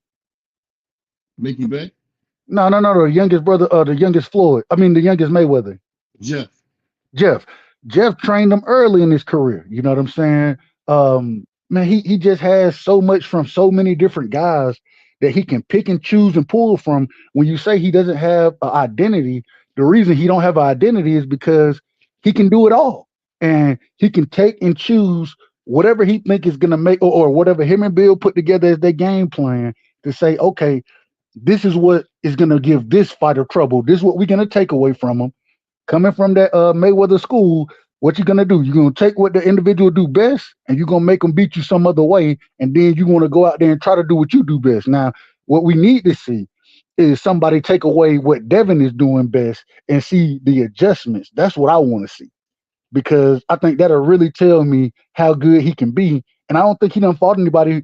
Lomachenko did a decent job of taking the jab away. But even then, Devin went in there and showed you that, hell, okay, if you're going to try to do that, I'm gonna walk you down. I'm gonna come forward and I'm gonna fight you on the inside. I'm gonna put the body work in there, and shit, I'm gonna win the fight that way. So I don't know. I just think that when you have a fighter who's shown at 25 years old that he can fight multiple styles, and that regardless of who you put in the ring with him, they're gonna figure out a way to win that fight. I think that's something dangerous that you have to deal with. And until somebody show me otherwise, then I'm riding with Devin. Salute to my man Jay Dixon. He said salute to all. He said, hey, he had the press. Loma didn't fight well going back. He said all the little guys are past it fights. My man Ricky Williams, man, salute. He said Haiti boxing family Shout and out to pray for Ricky you. Williams, man. Shout out to Ricky Williams, man. That's my big homie right there. That's one of my big homies. Shout out to Rick. Yeah, he said I hope everybody have a good 2020, good 2024. He said, where in the world is Gennady Golovkin? I mean, I think I think he's retired now. He should retire. He hasn't yet, but he should. He said, Yeah, I think he did retire. I think when he dropped all the belts, I think he retired. oh, okay. I didn't know he retired. He said, Because I heard, didn't they say he was supposed to fight what's his name? Jenabek. No, say it again. He was supposed to fight Jenabek, and he did. No, he didn't want to fight Jenabek. Yeah. It was what's the brother name, man? Erislandy Lara. It was supposed to be the Gennady or Danny Garcia. Danny. One of those was it was supposed to be. Danny was actually ahead of Triple G to fight Erislandy Lara. That fight never came to fruition. So I don't know what Triple G doing. I have no clue. And nobody don't even talk about that man. After he done lost to Canelo, nobody don't even say shit about him. Nobody didn't say nothing about him holding the belts, holding the division hostage, and then not wanting to fight a Janabek. Don't nobody want to fight Janabek, what it seemed like. I ain't gonna hold you. So hey, I don't know what's going on down there at 160. I don't know. We did see Boo Andre run from Janabek when he dropped his belt. As soon as Janabek became his mandatory, we did see. And he ran from Parker too. And he ran. I think it's Is it Parker? I believe it's Parker. Oh yeah, for sure. I can't remember his first name. I know you're talking about. Yeah. He that fight was supposed to be made in some type of way. That man came up with a, like you would say, BVO, a mystery injury. I don't know what. Just pulled out the fight. I'm like, God, just tell me you don't want to fight him, bro. If you don't want to fight the man, just say that. I don't know. You know, one thing I gotta say, I think the Mexican Monster did us a great favor by getting rid of Boo Andre, because it proved that Boo Andre was never what we thought he was. What we seen at 154 was just a flash in the pan. He was never that. And I'll say, because I thought he was the strongest at 154. I really gotta say he's probably got one of the most overrated careers in modern boxing history, because as soon as Boo get in there with somebody with similar talent, he gets beat to death. He only got beat to death. He only got beat to death in one fight. And if you believe that, just tell me why Eddie Reynoso and Canelo Alvarez didn't believe it at 54 or 60. Why they didn't believe it the same way you believe it? At 54, he was a monster. Go ahead. I don't think that's true. I don't think he's overrated. I just think the man was in there in a weight class that he was just moving up to, and he didn't look that good when he fought Demar Milkerson. He got knocked down in that fight. He got knocked down in that fight. So he got in there with the second best fighter at 168, and he got beat up. So and real quick, D3. Hey, real quick, D3. The first best fighter at 68. Morrell. Yeah, there we go. Okay. We agree. Hold on. Y'all know a living legend is at 168 right now with all the belts. I know he might be a living legend, but he also going to be a retired legend and get in there with Morrell. Look, you know what's funny? Morrell would do that man way more gritty and dirty than what Bivol did. He would do that man. Morrell would do him twice as dirty as Bivol did, bro. You know what's funny, man? Maybe I could be wrong. You know that he is Cuban. I think David Morrell Jr. is older than he is, because he looks like a seasoned vet, man. Oh Lord, What we do? Go ahead. Actually, I was gonna say, out of all the Cubans, he actually looked his age. He looked like he might be 25 years old. he might be. He might. Hey, hold on, D Free. He might be. But we all know Luis Ortiz. This man said he was 40 when he was 53. We know that Frank Sanchez telling us that he 30 or something. And we know that man, he all of 39, 43, somewhere in there. So I don't know, man. Morrell Jr. does look young, though. I'll give you that. He looks like a younger guy. But the thing I'm saying with Morrell Jr., it's just scary to see a guy beating the life out of people like that, because that dude he beat, I think his name was MacBook or something, Abdul MacBook or whatever. He beat the foo out of that dude, and that dude never got beat down like that. And it's just like, no, you gotta understand. You gotta understand Morrell, who Morrell is. This man had 160 amateur fights. He only lost 2 of them. He only lost 2. That man he's the truth. That man is everything that people say he is. And that's why a lot of people is not trying to get in the ring with him. That's why David Benavidez is finding every reason to save that man for the last resort. If he can't get no other fight, then he's going to get that fight. That's why he saved him. That man is the truth. Bro, and they both promoted by Samson. And it's so interesting that Samson came out originally and said, he was like, yeah, we want to make this fight. David Benavidez, him and his team say they want to fight. Morrell say he want to fight. We trying to make it. And next thing you know, everybody else was an option but David Morrell. I don't know how it happened. And I'm not saying that I ain't saying that Benavidez is ducking, because I don't think that Benavidez duck smoke. I don't think he's gonna duck no smoke. I'm a fan of him because I don't think he's gonna duck no smoke.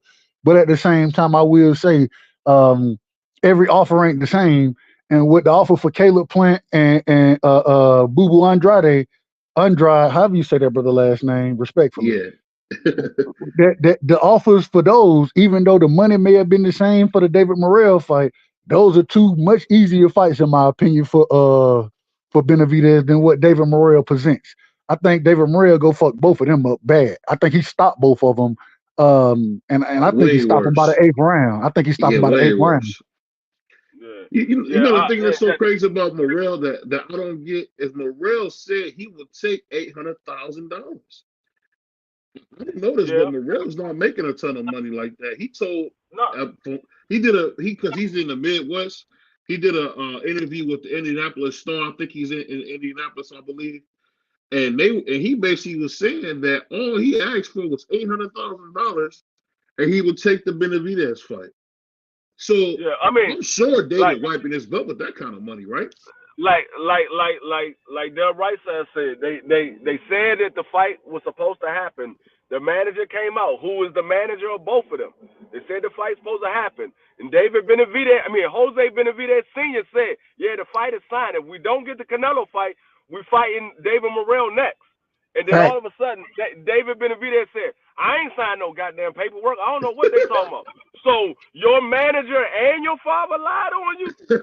I can understand the manager might have lied on you, but your father too? That's why I was like, hold on, something don't make sense. Your father said it and your manager said it. And I'm not saying David Benavidez is ducking smoke. I'm not saying it. I'm just saying that in this situation, I believe because Caleb Plant, I'm not. What about what he was saying, Dub? I gotta hold your feet to the fire on this one, because you heard David Morrell say, "I'm gonna take the shoes off your feet." Yeah, he said that. He said, "We robbed the shit out your ass, blind." That's what he told him. That's what he said, man. Go ahead. My apologies, BVO. No, I'm just saying. It just makes me laugh. I've never heard anybody talk that way to David Benavidez. Like, he's being extra disrespectful, because everybody shows David Benavidez respect. You know, Morrell been calling him a B the last couple times. I think Morrell has to look bad before he get that fight. What you got? And he been calling him a B, a P, the female body part. He been calling them all of this stuff. And I said that before. I said when it came to David Benavidez, when he was talking about Jamal, David Benavidez wanted all the smoke. When they was talking about Caleb Plant, David Benavidez wanted all the smoke. They they couldn't keep David Benavidez's mouth shut. When Morrell said something, all of a sudden David Benavidez is a born-again Christian. He don't fight no more. That man got quiet. That man got quiet. I was like, I don't know. I don't like this energy that I'm seeing from David Benavidez when it comes to Morrell. All the other guys, they say something wrong about David Benavidez. He ready to get in the ring with them the next week. He like, sign the paperwork. We get in the ring. David Morrell said the same thing. I gotta see. We gotta see. We got other options. We gotta see. Hey, real quick, man. Shout out to my sister, man. Shout out to Queen, man. Much love, sis. What's going Happy on? New Year to you. Happy New Year. Happy New Year. Hey, but you know, I think it's so funny, man. And I'm gonna just ask you guys this: where the hell did David Morrell come from? Because he disappeared. Like I didn't hear about him coming up. None of that. Like he just came out of thin air. But no, I'm just saying, I usually would hear about him. That Negro didn't come from no damn Minnesota. That man ain't come from Minnesota. He's from Havana, but he's living in Minnesota. Yeah, he could be living wherever. Somebody. Look, I don't know who it was. So what y'all? This is what y'all telling me. Y'all want me to believe. I just want to make this clear. Y'all telling me an individual who coming from Cuba, one of the most beautiful countries in the world, fantastic weather, is gonna move to Minnesota in the snow? This what y'all telling me? And want me to believe? Hey, they don't like staying in Cuba. They trying to find every way to get out of Cuba. They don't like staying in Cuba. Hey, come to Atlanta, man. We'll welcome you in Atlanta. We love the Cubans down here in Atlanta. We love them. What I will say is I do find it kind of strange that he came from Cuba and Minnesota was the first stop. Yes. I'm like, you didn't go to Florida, nowhere. You went straight to Minnesota. Texas, Arizona, Las Vegas, California. I can name multiple spots over Minnesota that you can go. That you gonna go to. That man, he flew over all the hot spots and went straight to the coldest spot he could get to. He like, man, I'm tired of this heat. Take me somewhere where it's cold at. And you know, it tried to snow in Minnesota in October. It tried to snow in October out there. But, hey, look, bro, BBO, it real quick. It'll snow from September to damn near March in Minnesota. That's how it happened up there. I'm just saying. So you tell me anybody. I'm from the South now. Y'all know I'm from the country. You couldn't pay me to go up to Minnesota and try to start a life up there. You couldn't pay me to do it.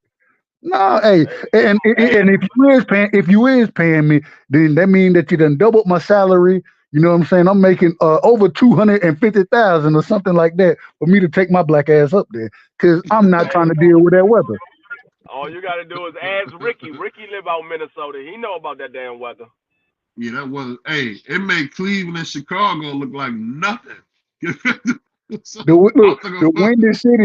windy city, Cleveland or Chicago, Cleveland. Anywhere in Ohio, Illinois, man, ain't no way I would pick either one. Philly, give me Philly. Give me anywhere on the East Coast over goddamn Minnesota, bro. It's so many spots you can go to versus Minnesota, and for you to end up in Minnesota, which I ain't mad that he there because it seemed like when he go and sell out the little arena over there, or the theater, whatever it is, yeah, he sell it out. He sell it out every time. I ain't mad at him for doing it. I'm just saying that somebody was looking and was like, where can we go to get you started at a young age and we can sell some shit out? And Minnesota was the option. That's he be with Baby Jordan too, though, right? You know he be with Baby Jordan too. Who is Baby Jordan? Anthony Edwards. Oh, okay. Hey, you know Anthony Edwards. He from the country like me, so I rock with him. I rock with him. Yeah, Ant-Man a baller, man. You know it's funny. I hate to get off subject, but they talk about Kobe, everybody else. This man look like Michael Jordan. I don't know if y'all see him play. If you ever want to watch some good basketball, watch that brother Ant-Man from Atlanta. This brother jumping out the gym, he can shoot. I mean, play a little defense. He can't do watch that man. I used to hoop. You know what I'm saying? My favorite game to watch was Melo. Melo was my guy. You know what I love about Melo? His mid-range game. Same thing I loved about Jordan. Same thing I loved about Kobe. The mid range is where they dominated at. The mid range has been somewhat eliminated. You know who gonna fuck with the mid range? Anthony Edwards. He gonna fuck with the mid range, bro. Yeah, that's a fact. Oh yeah. No, all I'm gonna say this. Michael Jordan is and was my all-time favorite basketball player. Outside of him, it was Allen Iverson. But the closest I have ever seen to Michael Jordan is Kobe Bryant. That's the closest I have ever seen to Michael Jordan. There's nobody else. This man Kobe mimicked Michael Jordan walk, the way the man talked, the way the man shoot, the way the man dribble. He mimicked everything Michael Jordan did. That's the closest to Mike.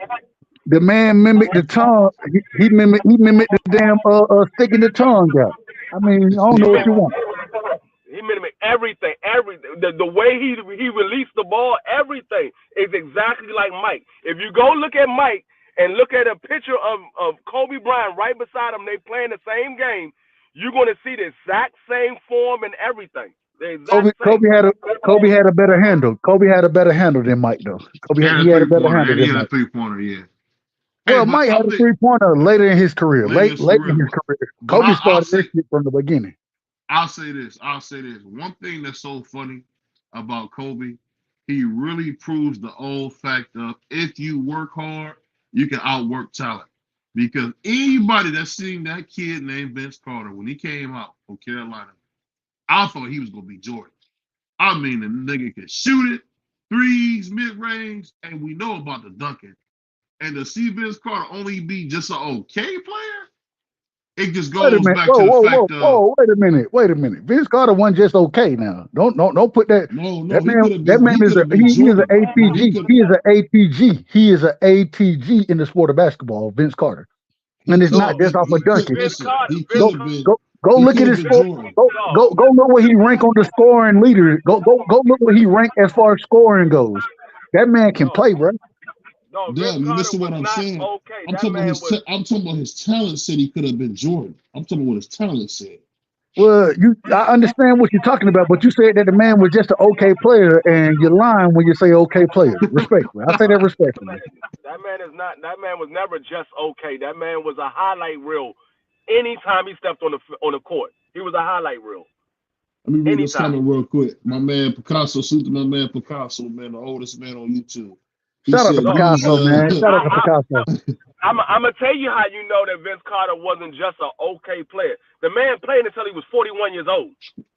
Hey, you right, Freak. And we're still hooping, and we're still killing, He played until he was 41. He said these managers, these talking heads are aware of the YouTube channels. Curtailing.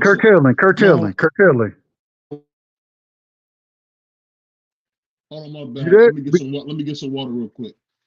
I'm gonna read the comment. He said these managers and talking heads are aware of YouTube channels curtailing the fight content, and they can't get ahead of it. Therefore, they give false info to us to get off the trail. I heard of them. There you go, right there. And I believe he's talking about David Morrell when he's speaking on. I heard of him. I believe that's who he's talking about. Picasso, correct me if I'm wrong. But no, go ahead, D3. No, I was gonna say. I mean, yeah, they do, but a lot of times these managers be telling you the truth. You just don't want to hear it because a lot of times it's against what your fighter is, what you think your fighter's supposed to be doing. A lot of times it's against what you think your fighter's supposed to be doing. So sometimes they telling you the truth. Other times they do be lying. So it's kind of hard to decipher the two. You just have to put the whole picture together, and it would bring the truth to light when you put all of the pieces together. That's why I say I like to get all of the evidence, and then I can figure out what the truth is myself. Give me all the evidence, I can figure out what the truth is myself. Oh, my bad, Joe. And here go Picasso talking shit. Talking about I read like Floyd. Here we go. Nah, I'm gonna have to goddamn cook his ass. Nah, I gotta bake his ass. I'm not doing it tonight. It's the new year and I'm turning over a new leaf. He Uh, said, you like, what do the group for? Salute the quick and J bet. Hey, but I think the funny thing about this boxing, man, they gonna find every reason except Canelo, because you know Canelo don't duck no smoke. They gonna try to find every other reason not to give him a real his shot, man, because the dude has done everything. hey, I mean, real 10 quick, y'all. fights. Go ahead. Can y'all verify this? I hadn't had opportunity to verify it. They telling me that Canelo and David Benavidez is made for Cinco de Mayo. Is that true? Have y'all heard that? I heard it for Mexican I Independence haven't Day. heard I didn't anything. hear that. I didn't hear that for. I heard it for Mexican I, Independence Day. I didn't hear shit. I haven't I heard I Javi haven't heard McGill was anything. next. I heard Well, Javi was next. I heard it was gonna be in May, but and like I say, I could be wrong because I hadn't had a chance to verify any of that. I'm just going off of what I've heard. So please don't hold me to it. This is not Dub Right Side saying none of this. This is just something that I've heard and me asking the question. That's it. Cause you know these niggas they'll be Dub Right Side said that if not no, that's not what I'm saying. I'm not saying that. I'm just saying this is what I've heard. So it could be true. It may be a falsehood. I don't know. Or that's why I'm asking y'all. Like me and I'm, BBO was talking about yeah. earlier before you came up here. I don't believe nothing until they make an announcement. They could say that shit all they want. When they make announcements, then I believe it.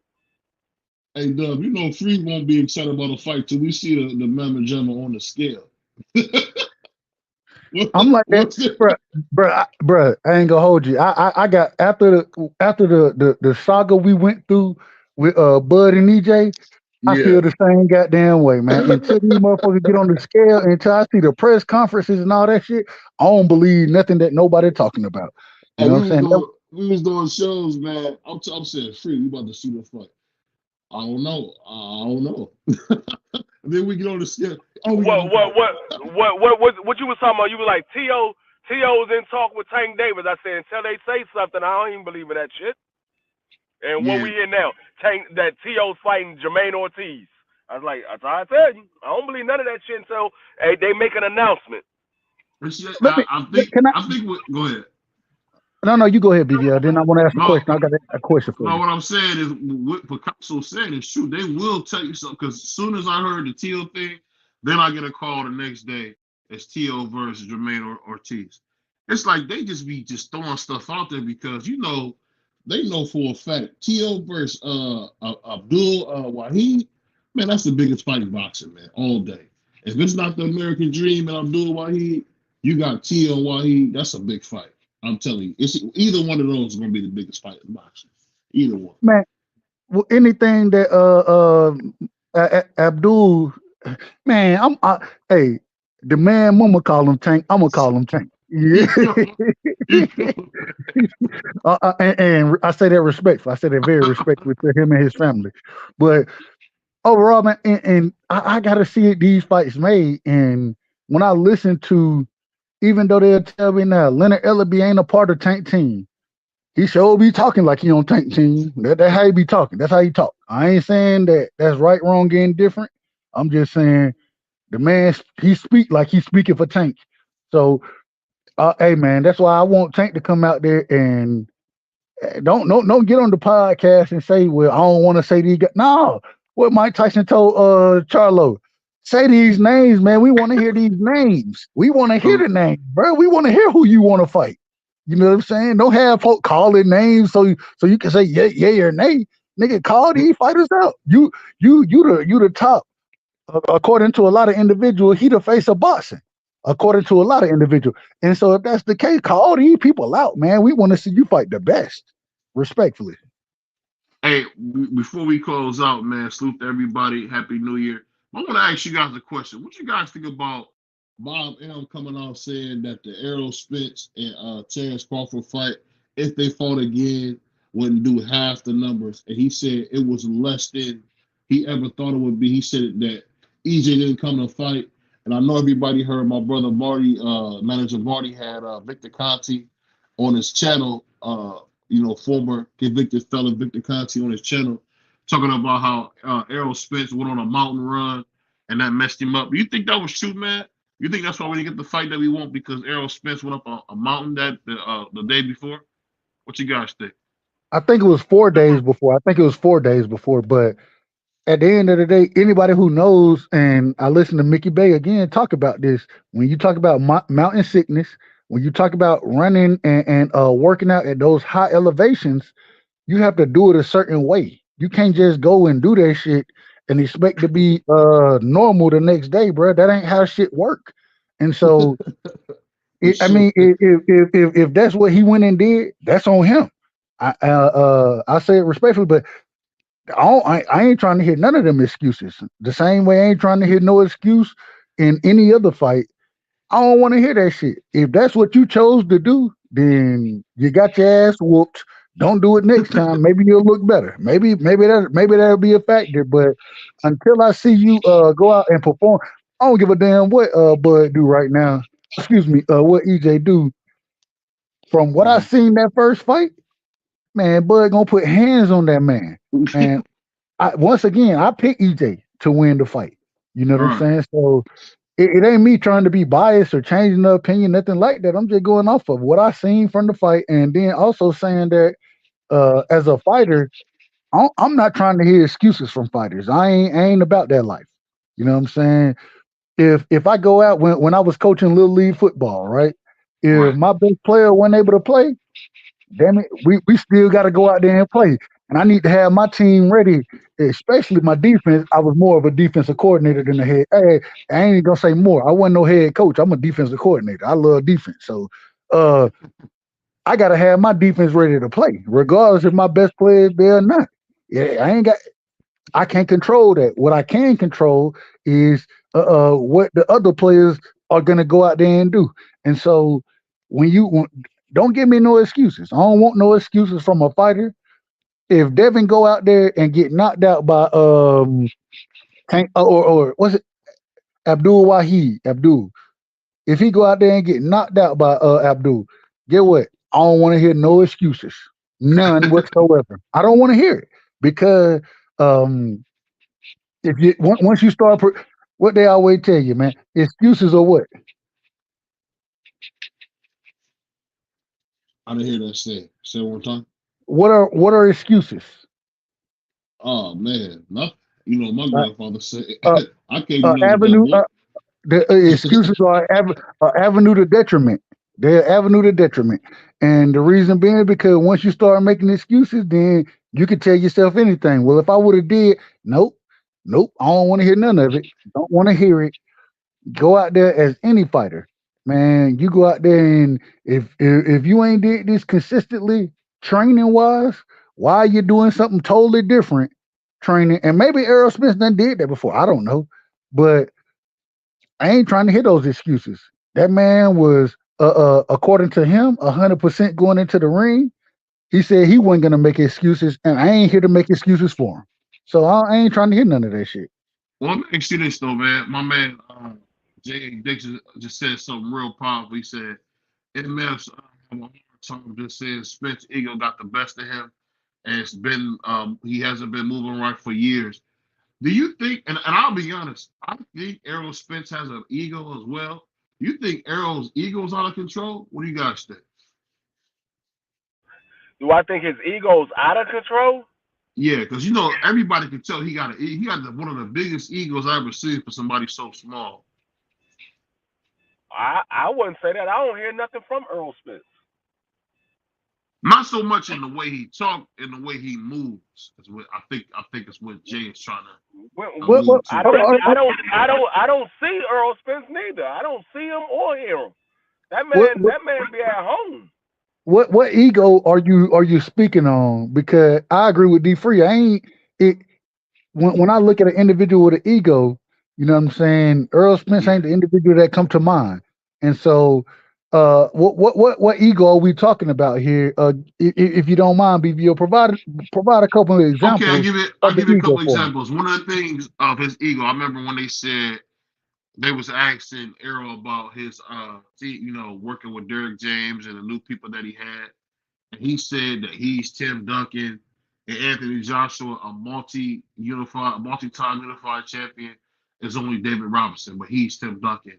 Or when he says that you know, he's the best. He's the big fish at 147. Knowing that he never fought one southpaw at all, he still comes across with this big ego, like he's the man and he did all this stuff and he really didn't do much. That's He the thing was I'm saying. at 47. He was the man. He was the one who went and collected 3 of the belts. You know what I'm saying? Whereas Bud had 1. When you going into any championship fight, regardless of what you want to say about, if we're gonna take that, if we're gonna say that, then we're gonna have to have questions about Bud fighting Jeff Horn, which I don't think we should have questions, because if you're a champion, you're a champion. It is what it is. So Right. I'm not trying to give. That's not true. Like Earl Spence, he was the big fish. He was the money man at 147. I mean, he's not at 147 no more, but he was the money man at 147. He was the big fish. That's why he say he's the big fish, because everybody came to see him fight. He was the big pay-per-view star at 147.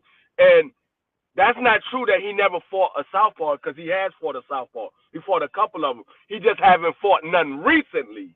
He has fought southpaws at 147. I'm talking about elite southpaw. That's what I'm saying. Elite southpaw. I'm going to say. Because I believe Ocampo was a southpaw. Go ahead. I mean, he was a southpaw. That's what I'm saying. He fought southpaw, but he hasn't fought any recently. And I mean, you say he hadn't fought any elite southpaw.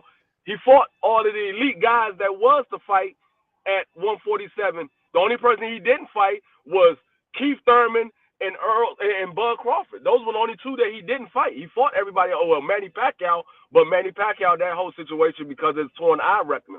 But he was going to fight Manny Pacquiao. He would have beat Manny Pacquiao into retirement like Ugas did.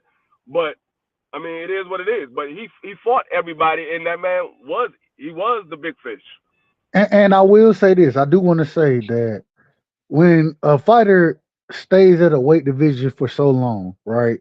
One thing about EJ, and regardless of me picking him to win or not, EJ he ain't never been as disciplined as Bud is. You know what I'm saying? So when you're fighting at a division and you done stayed at the division so long, right?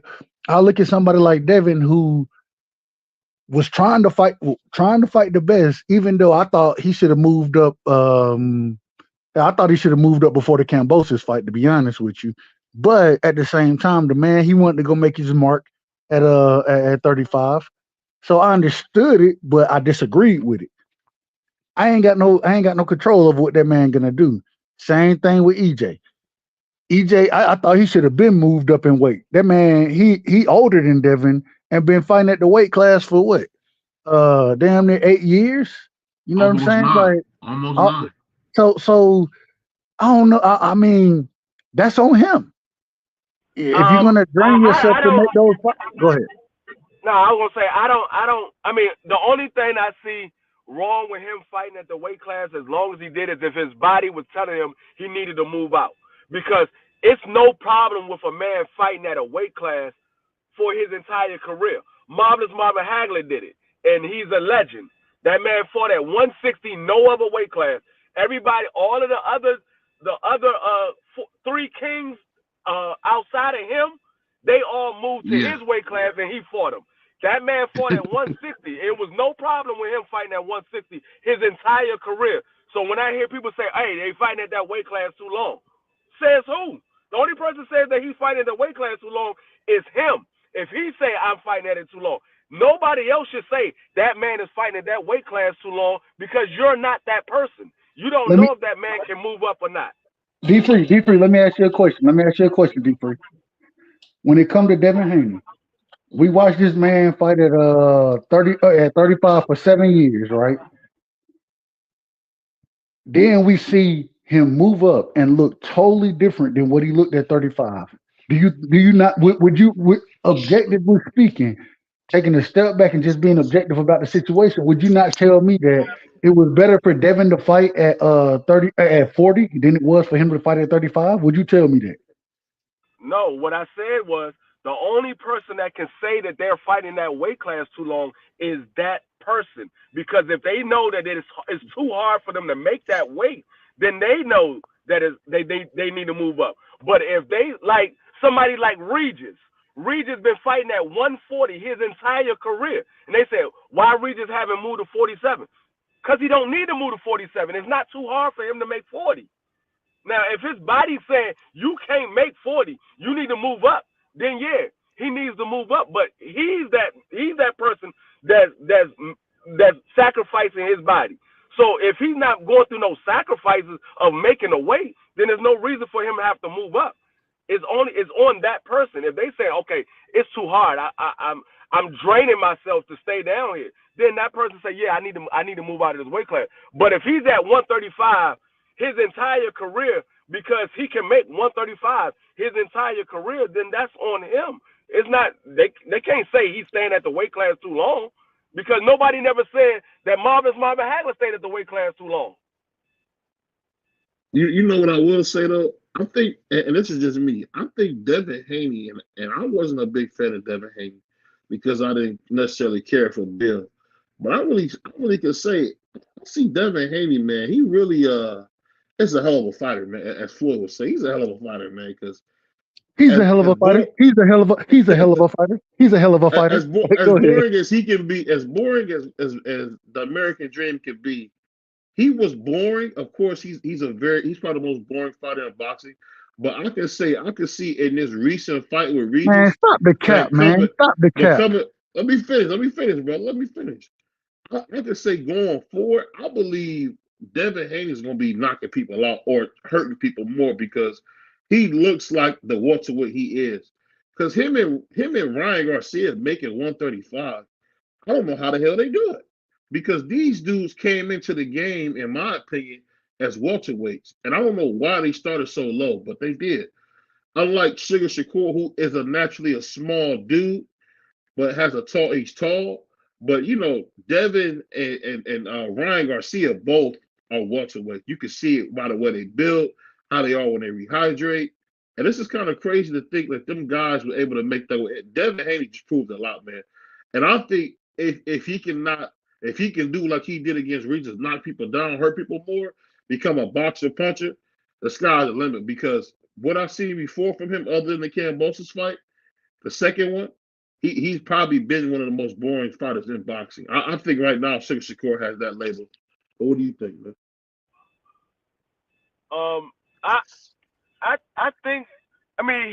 I think Devin should be at whatever weight class he feel is comfortable for him.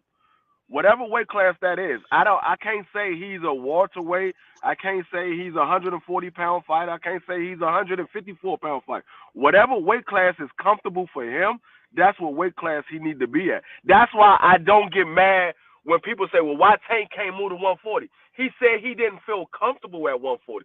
The man knocked the man out. That's what people fail to realize. He knocked the man out. It's not like he lost and say, hey, I don't feel comfortable at 140. I'm going to go back down. He won his fight, knocked the man out, and say, look, I don't like the way I felt. I didn't feel comfortable at 140. I'm going back down to 135. So I'm not mad at Tank for going at 135 if he feel like he's more comfortable at 135. If that man feels he's more comfortable at a certain weight class, that's the weight class he needs to fight at, because that's where he's going to be his best at the class that he feels he's more comfortable at. So we want these fighters to fight at certain weight class because we think, oh, his body frame, he look like he should be at this weight class. No, whatever that fighter looks like they feel comfortable at, that's where they're supposed to be at, because that's them fighting. That's not me. That's not you. That's not nobody else. That's them fighting. If they feel more comfortable at a certain weight class, that's the weight class they need to be at. My thing is that when we first off, I got it's a two-parted question. First off, I want to answer and say that yeah, I mean, if you want to say it all goes back to discipline. We done seen Ryan, and I know you put Ryan on Sugar Ray Leonard level, so it's gonna be hard for you to digest. But we done seen Ryan, this man, outside of, well, I ain't even gonna say outside of. Hell, you tell me the last time he fought at a disciplined weight the way he was supposed to.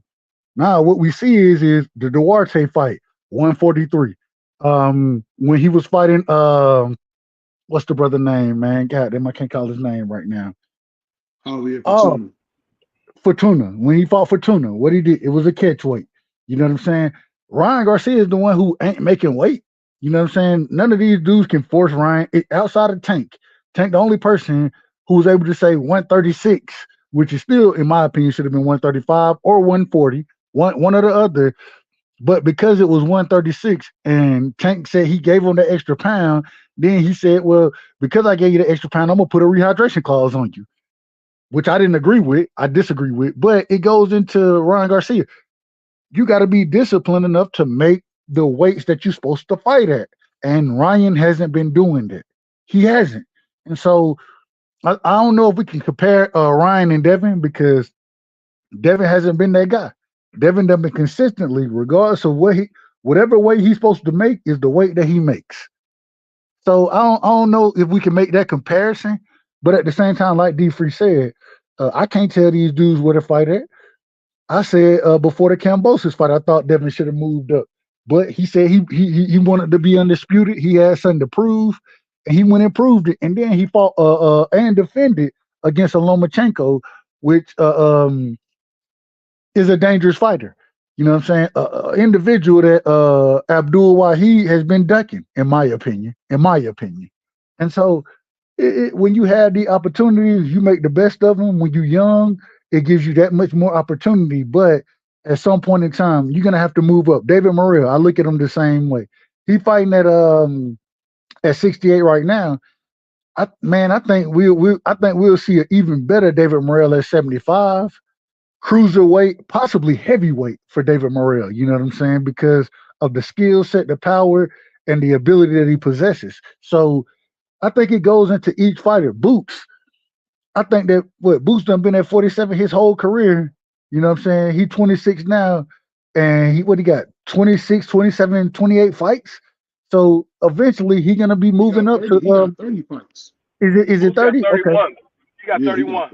There it is. Fights. He's been a while. I'm all the way off base. But I'm just saying, I don't know how long Boots gonna stick at 47, because quiet is kept. Boots is another one of those guys who is very disciplined, which that's one of the reasons I love him and respect him, because of the discipline that he brings, you know what I'm saying, to the sport of boxing. The thing is that at the end of the day, man, your bio, you know what I'm saying, biometrics and what you do, you're gonna grow. You're gonna grow the older you get. And I think Boots is gonna. I think he'll probably end his career somewhere between 68 and 75. And I think he gonna have smoke for all them niggas in them divisions as well, because of the skill set that he brings. So I understand what you're saying. I'm just saying that, and I agree. It does come down to the fighter. And if a fighter's saying they can't make the weight, that's one thing. If they think they can make the weight and still be strong, still be powerful, still be the best version of themselves, that's another. The third thing is though, I think that somebody like Devin, somebody like Boots, I think they feel, man, I can cut this weight. I may not be exactly the best that I am in sparring, but I got enough to beat the shit out of the majority of motherfuckers down here in this division. When I move up, I'm gonna beat their ass too, because I'm gonna be even more comfortable. I'm gonna be even more stronger. Man, Boots at 54, scary. Devin at 47, scary. I'm just telling y'all. You know what's funny, man? People laugh at me when I say this, but I think Devin Haney would beat Boots at 147. People laugh at me when I say this. I think you got to be skilled like Devin to beat the Boots. What you got to think about that?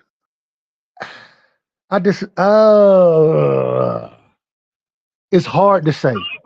That's my honest opinion. I'm gonna tell you why it's hard to say. I think Devin is much stronger at even 47 than he is at 40.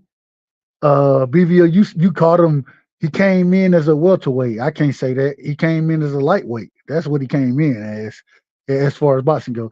And I'm talking about his frame. It looked like it was I know exactly what you're talking about. I know what you're talking about. I'm talking about him and him being disciplined, making the weight. That's what I'm talking about. So I think Boots has to be disciplined to make the weight. The difference is that if Devin goes up to 47 right now, I think and I didn't against Regis, it was different. I think Boots brings a whole nother skill set to the floor than what Regis does. And he a bigger puncher than Regis. Man, I'm gonna be honest. Devin need 2, 3, in my opinion. This is my opinion. He need 2 or 3 fights to be prepared to fight a Boots. Because man, Boots is the goods. He the goods. You know what I'm saying? So it's only a handful of fighters in the sport. Not a handful. I'll say 2 handfuls. It's about 10 fighters that we can really just say that they're the goods in their division. And I think Boots is one of them. So for Devin to move up to 47, I think I think he got to get comfortable, acclimated to the weight, acclimated to how these individuals are gonna hit. But at the same time, um, if Boots stays at that weight division for another year and a half, I can see Devin going up there and giving Boots trouble because I think Boots gonna be draining himself to make 47 because of how big he naturally is.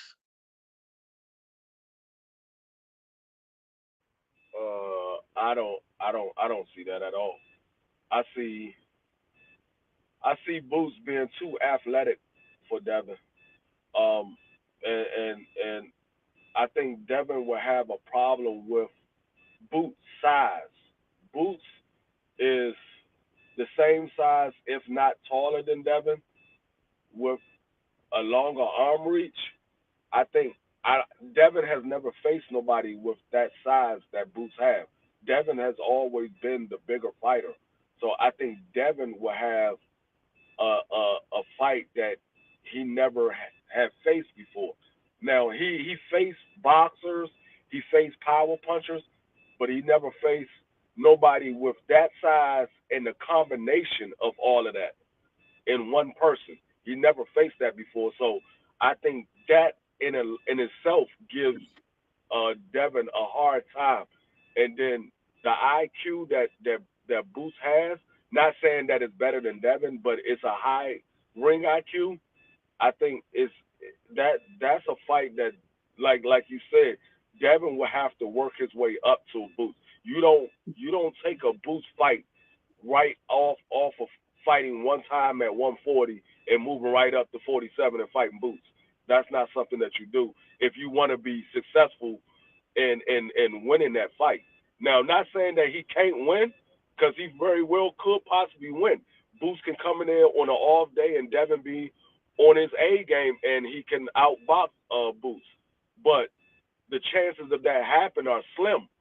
So I wouldn't put that up for Devin. I would say, hey, you got to work your way up to fighting that guy. That's the top of the division. That's not somebody that you can just say I'm gonna go in there and beat unless you actually work to beat somebody like that. Because there's nobody that Devin fought that's going to get you ready for Boots. Not saying that anybody at the weight class will get him ready for Boots, but he got to get acclimated at 147 because those guys are hitting a lot harder, and those guys are a lot rangier than fighting guys at 140 and 135. Those are different breed of fighters. That's why a lot of guys uh, uh, take their time going to 47 because that's the reason why it's the money division because a lot of the big punchers are at 47. A lot of the best boxers at 47. So it's going to be a lot for Devin to have to take in fighting a guy like Boots because Boots he can switch hit. He can start fighting at a orthodox, and then all of a sudden he fighting southpaw. Devin never faced nobody like that. He never faced nobody that can switch.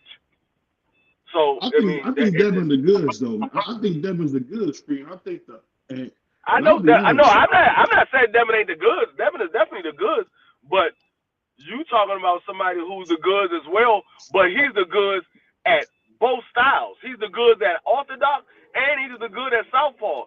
So now you might be preparing for a southpaw and he comes in there fighting at orthodox. And he's still But just as good as he is as a southpaw. this is the problem though, and D free. I'm not disagreeing with you. I'm not disagreeing whatsoever with what you're saying. I agree. Matter of fact, I think I made some of those points earlier, but the thing is this. I watched an individual who, and I'm gonna say it respectfully. I had no clue who this dude Karen was. Right, Boots beat that man every round. He beat him every round, but wasn't able to stop him. We would agree on that. Well, it ain't even about agreement. It's just the facts. The thing is that what Karen gave Boots trouble with is something that Devin can do. But the difference is that Devin still is gonna be more active. He's gonna be able to let his hands go more than Karen was, and that's why I say I think I still I pick Boots to beat Devin in that fight. I pick Boots. At the same time, what I will say is that I don't see that fight happening next or anytime soon. And because of that, I think Boots gonna be gone before I think any y'all of that sleep. I happens. think y'all sleeping on Devin, man, because I just seen this kid, man, constantly get better. And I'll be honest, when they do fight, because I believe they'll fight at some point, I'm gonna be the biggest cheer because I think Devin Haney will wash it. Because one thing, and I get a lot of flack from the man's father for saying this, but I think Boots playing the ring too much. You Okay, can't play with Devin like that. okay. Tell me this. What fight have you saw Boots lose around? Like, he's never lost a round, I don't think. Huh? I don't think he lost a round yet, to be honest with you. Okay. So and I heard Doug Rightside say the Karen fight. We don't think Boots learned from that Karen fight how to cut the ring off. There's a, there's a- there, hold on. You can learn. Oh, go ahead. I apologize. No, I was gonna say we don't think that Boots is smart enough to say, okay, I saw what mistake I made. I gotta cut this ring off. I gotta learn how to cut the ring off. Or not even saying that he don't know how to cut the ring off. He just didn't cut the ring off in that fight. I think, me personally, from what I see from Boots, I think he is much smarter than what we're giving him credit for. We saw him have a fight where a guy was able to escape and he go the distance with Boots. Even though he lost every single round, he was able to go the distance with Boots. We saw him do some things that we normally don't see Boots allow happen, and we think that Boots didn't learn from that. I don't know if you guys remember. He was up under Boots' arm, hitting him with some 1-2s. I just think with Devin, I don't know. I'm shocked that you don't see what I'm seeing, though. I think Devin's got more talent than Boots. I could Well, be well, wrong. well. I don't, and this is the thing. I can't say that Devin got more talent than Boots. I can't say that. What I can say is that if Boots continue to stick around at 47, um, if an individual like Karen can give you trouble, you know what I'm saying? And I agree with D Free. Karen didn't win a round. He didn't win a round. But he's also not the talent that Devin is. And Devin has equal, if not better, footwork than Karen does. That's what gave Boots trouble in that fight. And so when I look at somebody who's going to be coming up to the division, a champion, and once again, I still say you can't go in. I don't want to. If Devin go in there and fight Boots, now I will tell you, I want to see the fight. I do want to see it, and if that's what he chooses to do, hey, more power to you, brother. But I do think he get fucked up in that fight. I think he'll get fucked up, and my thing is at the end of the day, you got to acclimate yourself to 47. There are jumps in the sport. There are leaps and bounds in the sport that we really don't talk about. When you're coming from 20 or from excuse me, from 30 to 35, right? Anything before that is either 3 or 4 pound come ups where 30 to 35 is 5 pounds. Same thing. When you go from 40 to 47, that's a 7 pound come up. All 1 pound makes a huge difference in the sport of boxing. I don't think people understand that. And so because I understand it the way I think I understand it, I gotta say that, yeah, I do think Devin would have a chance if he went after Boots initially, but I don't think he beats Boots. Now, if he go up there, he fight a Barrios, beat a Barrios, fight a Stan Leonis. Those are the two fights I really want to see Devin in No, because let me put a pin in it, and let me ask you one simple question: who has Boots beat that can even compare to Lomachenko? nobody. Okay, then I'm done. But once again, it goes back into and I understand what you're saying. I do understand it. Like I said earlier, who you fight matters. That's how you grow in the ring. You know what I'm saying? That's how you gain confidence. I think that the Lomachenko fight has been the most difficult fight for Devin, but for him to win it, you know what I'm saying? And then hold on for him to win it, you know what I'm saying? Even when I thought he was drained, hell, if y'all go back and watch the weigh-in, they brought that man in with sweatsuits and I'm like, damn, bro, you in Vegas? And I believe the fight happened in like in May, I believe. I believe it was May. April, May, somewhere in there. You coming there with sweat, bro. Ain't no way you wasn't coming in there just not to cover up your body. That's the only reason you came in the way looking that way. You know what I'm saying? Devin looked much more healthy at his weigh-in, and even came in. I believe he came in a little over, had to strip down to make the weight. I think that goes into understanding how to make the weight at a different division for your first time moving up. But man, if Devin move up and fight Boots, win, lose, or draw, I'm gonna have to give him credit. But I don't see him beating Boots, bro. Not today. And him Duh, moving up and fighting him next. let me ask you another question. Hold on, let me ask you a question, you. BBO. Let me Go ahead. ask you a question, BBO, because you Go said ahead. we're underestimating Devin, and I'm not underestimating Devin. I mean, there's a possibility that he can win. I don't think that he will, but there's a possibility that he can win. Do you Pull back up, think G5. Devin? Do you Go ahead. think Devin Was five? outboxes? Well, hold on, real quick. Was five just on the panel? Did we just have Yeah, five on the panel? yeah, Yeah, he Five was went just on away. there. Come back. Okay, okay. Shout out to my brother Five. That's my brother right there, man. Shout out to Five. Do you think that Devin outboxes Boots, or do you think Devin stops Boots? How you think Devin wins that fight? Since you say you think that we're underestimating, do you think he outboxes Boots?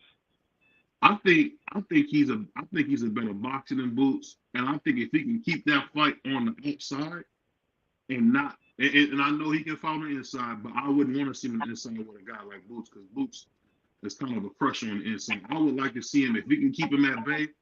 He can win a boring fight to me by unanimous decision because I think he's a smarter fighter. The way he throws his jab, and if I can see Kerry get up under your arm and put 1-2s on you, I don't know if Devin Haney can do that. I don't know if y'all seen that, but Kerry was letting off on Boots too in between that running. He didn't win a round, but he showed us that Boots can be hit. If you're fast, Boots can be hit. You do realize Boots got the longer arm reach, right? I think Devin is what 71. What is Boots 72? Boots is like a 73, 74-inch arm reach. 74. 70. Boots and Bud got the same arm reach, 74 inches. Yeah, that's what I'm saying. He's like 74-inch arm reach. He got like a 3-inch advantage. So he stay at bay. You in Boots' wheelhouse. That's where Boots wants you to be at, on the outside. The difference is. Oh, go ahead, BVO. I think the thing that you're missing too is the talent that Devin's been fighting. You telling me Sergey Lipinets is better than Regis Prograis? Sergey Lipinets is better than this is Boots' best friend, Sergey Lipinets, former champion. He's better than Ramirez? I'm not saying none of those guys are better than neither one of those because the triangle theory doesn't matter. I'm talking about these two guys fighting against each other. Neither one of those guys fight for any of the other guys on their resume. So I'm not even comparing none of those guys to each other because Devin fought at 35 until this last fight, and Boots fought at 47. So I'm not comparing neither one of those guys because I don't think nobody at 35 beating those guys at 47 that Devin fought. I don't think none of them be beating those guys at 47. And I think another thing that we learned from, and I don't know if people count the amateurs, but I do a little bit. I see Gary Antoine neutralize Boots, and he was a smaller man through great movement and being able to keep Boots honest. I think Devin's strong enough to keep Boots honest by keeping him in front of him, where if he can cut the ring off and make Jerron stay in the little pocket and fighting from the outside, I think he wins because we seen Gary Antoine Russell do it. Hold on. Hey, hold on. Let me ask this. Hold on. Let me ask this. A fight that I'm very interested in. Antoine versus and real quick, I gotta say this. Shout out to goddamn Batman, man. Shout out to Batman. Me and Batman, we done had these conversations for a minute. And Batman used to always tell me, he used to always say, when he ready to come to 140, Antoine we gonna welcome him at 140. We want to fight Devin at 140, and it did go into what the beef was earlier with Devin trying to fight Mr. Gary, you know what I'm saying, and those type of things. So I understand where Batman was coming from, and Batman gonna ride for his, which I ain't got no problem with. You always gotta ride for yours. All I'm saying is at this current moment in time, y'all tell me, does Antoine Russell beat Devin Haney at 140 right now? Do he beat Devin Haney at 147? I mean, at 140 right now? I think Free got to be recused from this question because no. I want Free to answer it specific. I know what my brother Free ride. I know who he ride with, and I ain't got no problem with it. You asking me? Do I think Antoine beat Devin at 140 right now? Yes. Yeah. What you want to put on it? If the fight made, what you want to put on it? They not gonna fight. Okay. Well, hey, well, at least you. So the next question got to be. Well, I don't want to get too far. I don't want to go down that wheelhouse yet. We'll get to it when it's time. But all I'm saying is, if I watched Bartholomew, and correct me if I'm wrong, D Free, I watched Bartholomew hurt Antoine in that fight. I watched him hurt that man, and I watched the bad stoppage. I watched that. Tell me if I'm wrong, man. Devin is way better than what Ranches Bartholomew is, and I think Devin got everything and more for Antoine Russell.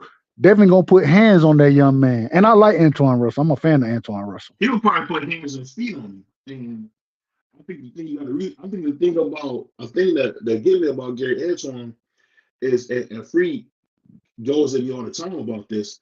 I think he smothered his punches, man. He's very Sean Porter-like. I thought he'd be more like his big brother, but he's really not. He's more of a brawler than his big brother ever was. And I think a guy like Devin Haney, that's telling me for Devin Haney. Tio, I think he'll beat Matias, but you get in there with them skilled boxers like a Tio or a Devin, you get beat to death. It's just that simple. They're not going to let you Tasmanian double them. I don't think Gary Antoine's big enough to make them fight like that. What do you think, Fred?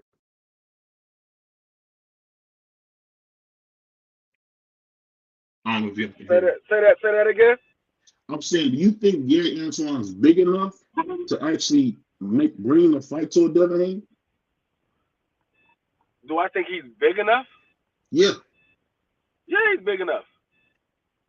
But he's about what, 5'7", 5'8"? He's 5'8". I don't know, man. He's 5'8". I just don't see him being 5'8" with a 67-inch arm reach. Little arm. I don't care what the arm reach is. If you got the footwork to get well, to the inside, you hold on, D Free. You can't have it both ways. You just spoke on. Go ahead, D Free. No, what you asking me is his arm reach. I was talking about because BVO said Devin need to keep him on the outside and use his reach, and I said that Boots have the longer arm reach. Boots wants you on the outside. That's what I say about the arm reach.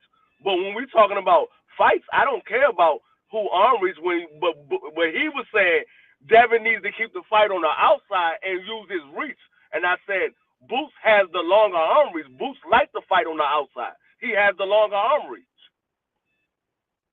So you can't use the two. I can have two things work at the same time. I'll say this though. I'll say this.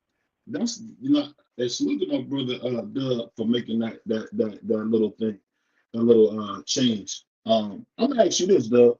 So what you see with Gary Antoine, could he be a Teofimo Lopez in your opinion?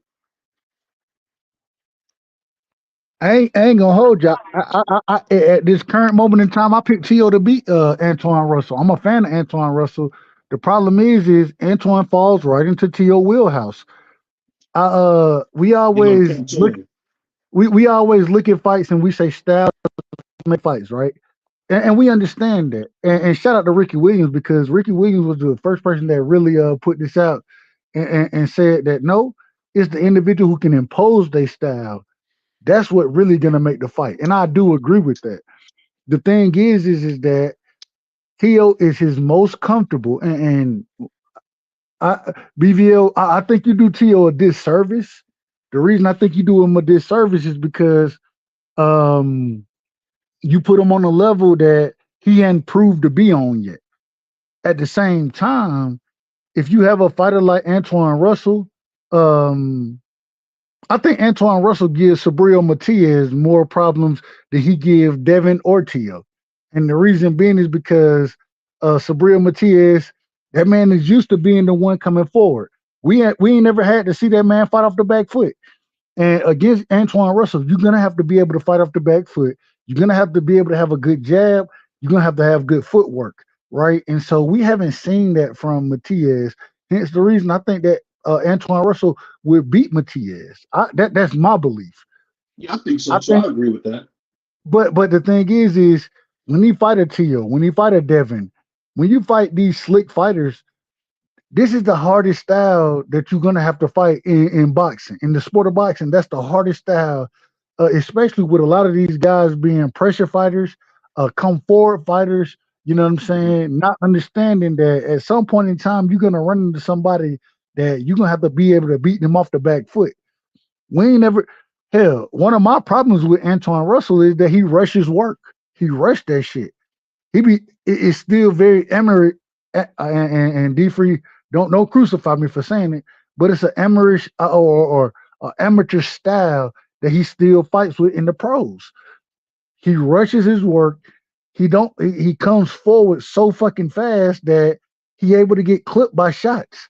You know what I'm saying? He smothers himself when I don't think he got to come forward nearly as much.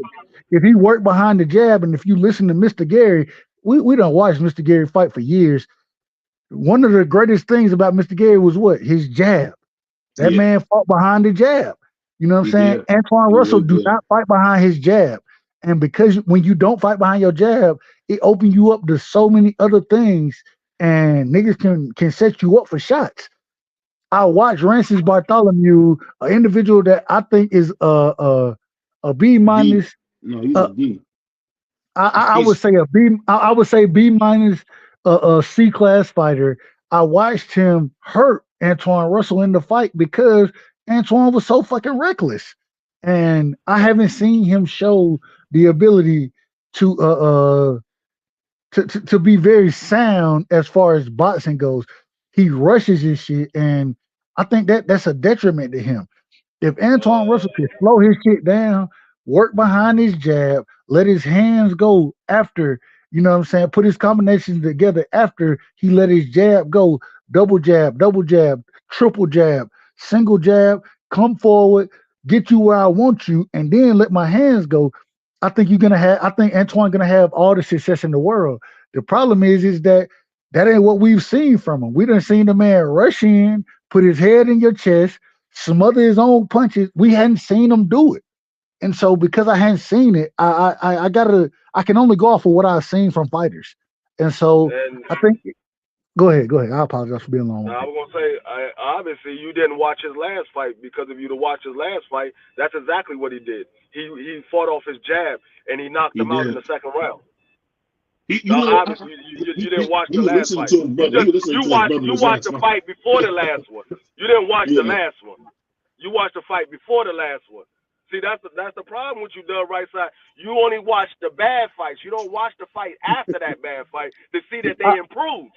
I watch all fights. First off, D Free. You didn't. You said you haven't seen it from him. So if you watched all his fights, you would have saw it in the last fight. He was fighting behind the jab, and he knocked him out in the second round.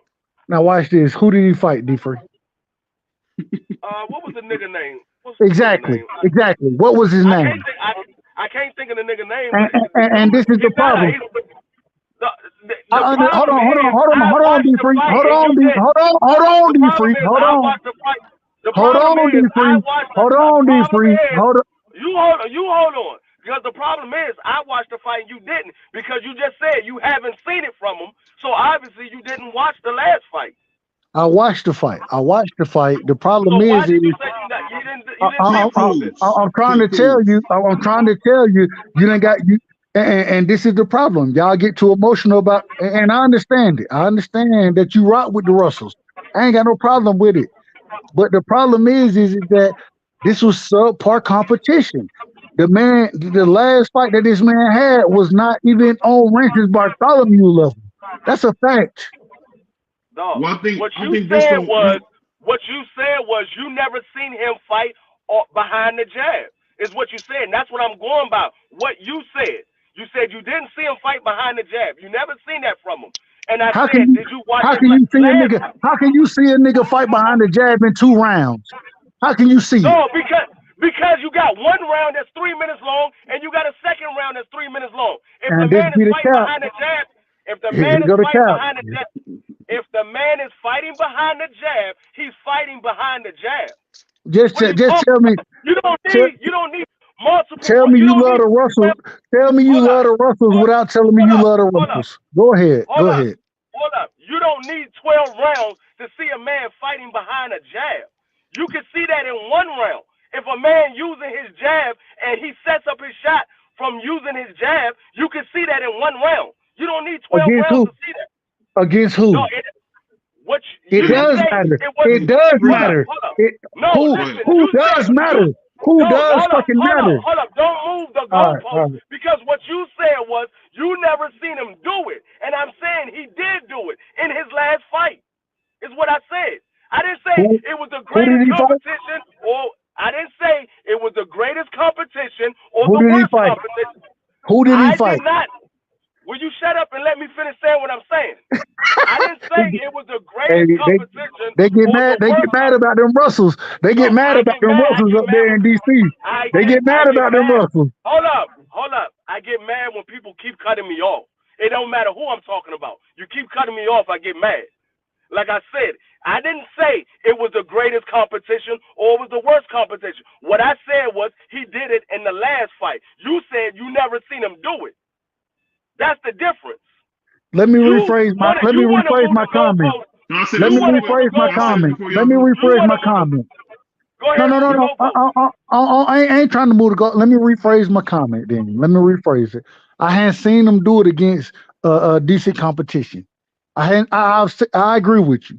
You know what I'm saying? And once again, the same way you can't name that individual that he fought, I can't name him either.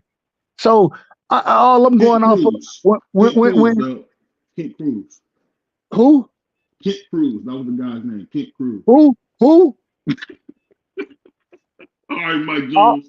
All I'm saying is that just because he did it against a nobody, don't mean I'm not saying he can't do it. I'm saying that when the fights that I look at, you know what I'm saying? I want to look at credible fights because I think that this individual is a credible fighter. You feel me? So when it's the same way that, yeah, to some degree, we're going to look at Karen and say whatever happened. But I don't think what happened with Boots against Karen happens against Boots against top level competition. The reason being because I do think that you raise your skill level. Or I ain't gonna say raise it. Let me make sure I say this the right way. That you come in and you fight a different fight than you would against somebody that you just think you're gonna beat the shit out of. My thing is that at this current moment in time, when I watched him, and I done seen Antoine fight credible opponents. Victor Postal, a credible opponent. Um, Rances Bartholomew, a credible opponent. When I seen him fight those fights, he struggled in those fights. Now he won them, and that's the first thing that you have to say is a sign of a champion is going in, even fighting a difficult competition, understanding how to win that fight. I agree with that. I'm not trying to shit on the man. What I'm saying is that in those fights, when you have the level of competition that you had there, that's when I want to see you do. When I want to see you fight behind your jab. I ain't all right. Once again, you can't even tell me the individual that Antoine fought. I can't tell you and you know me and you, we done talked long enough to know that we both follow the sport of boxing very strongly. We know that. So when we can't name these fighters, you know what I'm saying? Then that's one thing. But at the same time, if he would have did it against Rances, if he didn't get hurt in that fight, if he wasn't getting um, hands put on him to some degree against Victor Postal, you know what I'm saying? I thought even if it would have went to a decision, I thought it was a bad stoppage. But even if it would went to a decision, Antoine won that fight. I would have picked Antoine to win that fight regardless. All I'm saying is Victor Postal, Rances Bartholomew. Let me ask you this real quick, D Free. D Free. What's Antoine's best win in your opinion? What's his best what? His best win. Any one of those. No, no, no, no. Anyone ain't the answer. I need you to give me a name. What's Antoine's best win in your opinion? His most his notable win will be Victor Prostal. I ain't talking about notable. I'm talking about his best win. That will be considered your best win. Your most notable win is considered your best win. So Victor Postal. All of them every last one of them got knocked out. He knocked everybody out. So the most notable one is Victor Prostal. So Victor Postal, an individual that, even though, and I agree, I thought it was a bad stoppage. But even when we thinking it's a bad stoppage, it's a stoppage regardless. It's a stoppage regardless. You telling me once again the same way you're gonna tell me Lomachenko old and all the other. What was Victor Postal? Your man was 35 fighting goddamn Antoine. What are we talking about? And this is when y'all have this biasness and can't just keep it a buck. Keep the shit a buck, bro. What are you talking about? What are you talking about? I didn't say anything about Victor Postal. Well, who is his best win then? You asked me what is his best win. I asked you who was no. I didn't say notable. You changing the question. You gotta changing the question. You gotta understand every last one of his. Listen, let me finish saying before you cut me off. Every last one of his wins was a knockout. So you go by the most notable one, which is Victor Prostal. Every last one of them was a knockout. He got 18 knockouts. So you can't say which one was the best one. They all knockouts.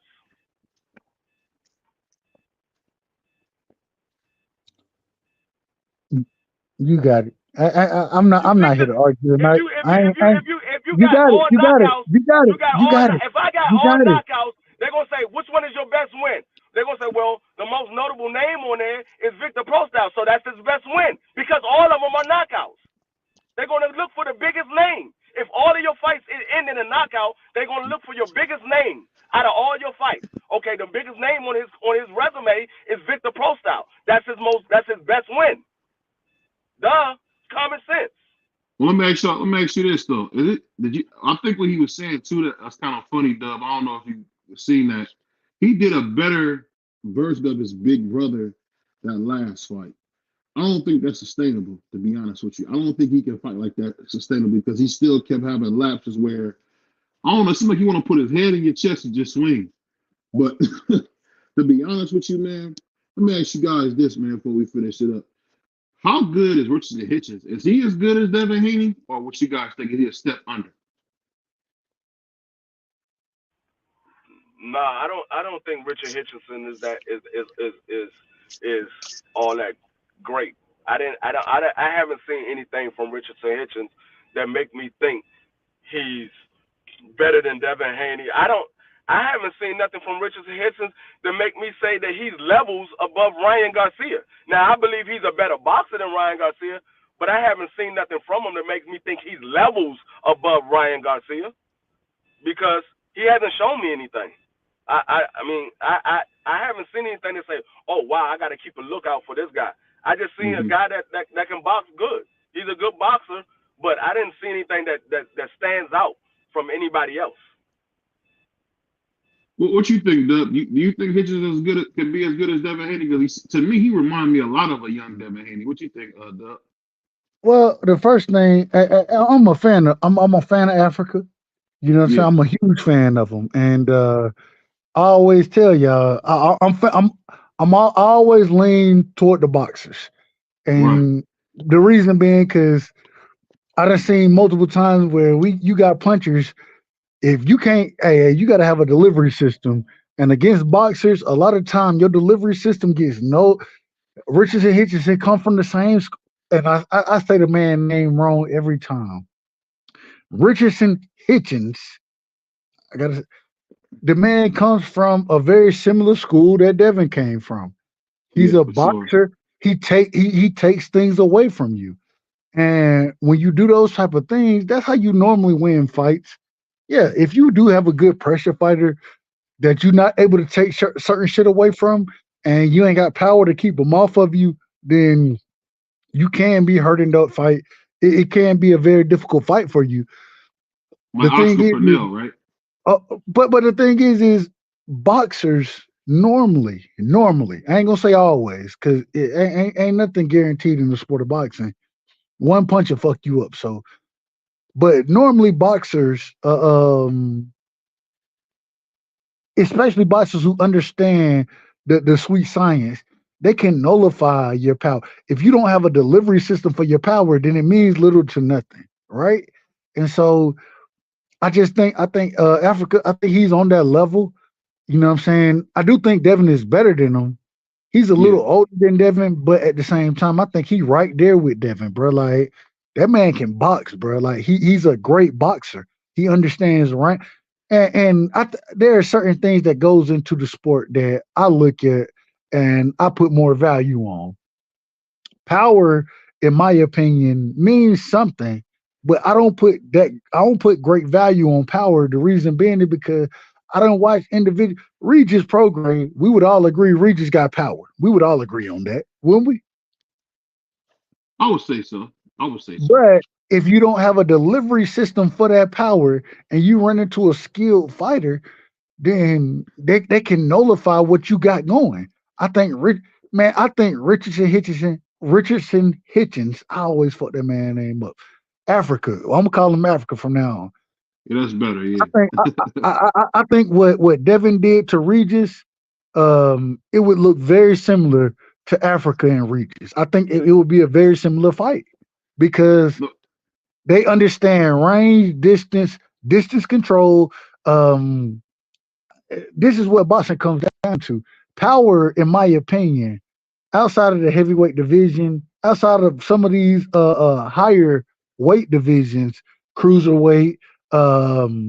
Even when I look at the 75-pound division, I'm not gonna say 68 as much because I think 68 you still got a lot of boxing ability there. But I pick Beterbiev to beat Bivol. I may be crazy in saying that, but the reason being is because when you do get to those higher weight classes, then I think footwork and power does play. If you have footwork and able to land, have a system to land your power, I think you have an easier system to land your power at those higher divisions. The thing is that at the lower divisions, boxing skills is what really shows up. And man, right now, I think that the Africa, a Devin, a Tank, a Shakur, I think they go and beat the majority of these dudes because they got better boxing skills. I want to put Antoine in that category. The problem is that I haven't seen consistent boxing skills from him. If you got true boxing skills, you don't go smother your work. You don't smother yourself. You understand. You take that half step back to let your hands go, especially when you have individuals on the ropes. And I done seen Antoine have individuals on the ropes on a regular basis and smother his shit and then get tied up and reset. If you do that against elite level boxers, well, shit, the fight gonna be in the middle of the ring the majority of the time, and your ass gonna be walking forward and getting clipped the majority of the time you walking forward. I saw it with Francis Bartholomew, who I don't even think he's a better boxer than what Antoine Russell is. I don't think that. But at the same time, I watched that man getting clipped multiple times in that fight. So when I look at it, I'm just saying, man, I got to ride with the boxers over the power punchers. And now, if the power puncher has the ability and the footwork and the skill set to have a delivery system, that's something different. And that's where, when we talk about special fighters, that's what we're going to call those individual special fighters. Abdul Wahid, a special fighter. Right. Special. You know what I'm saying? But that's the minority, not the majority. Even boxing wise, boxing skill set, most of these niggas don't have great boxing skills. You know what I'm saying?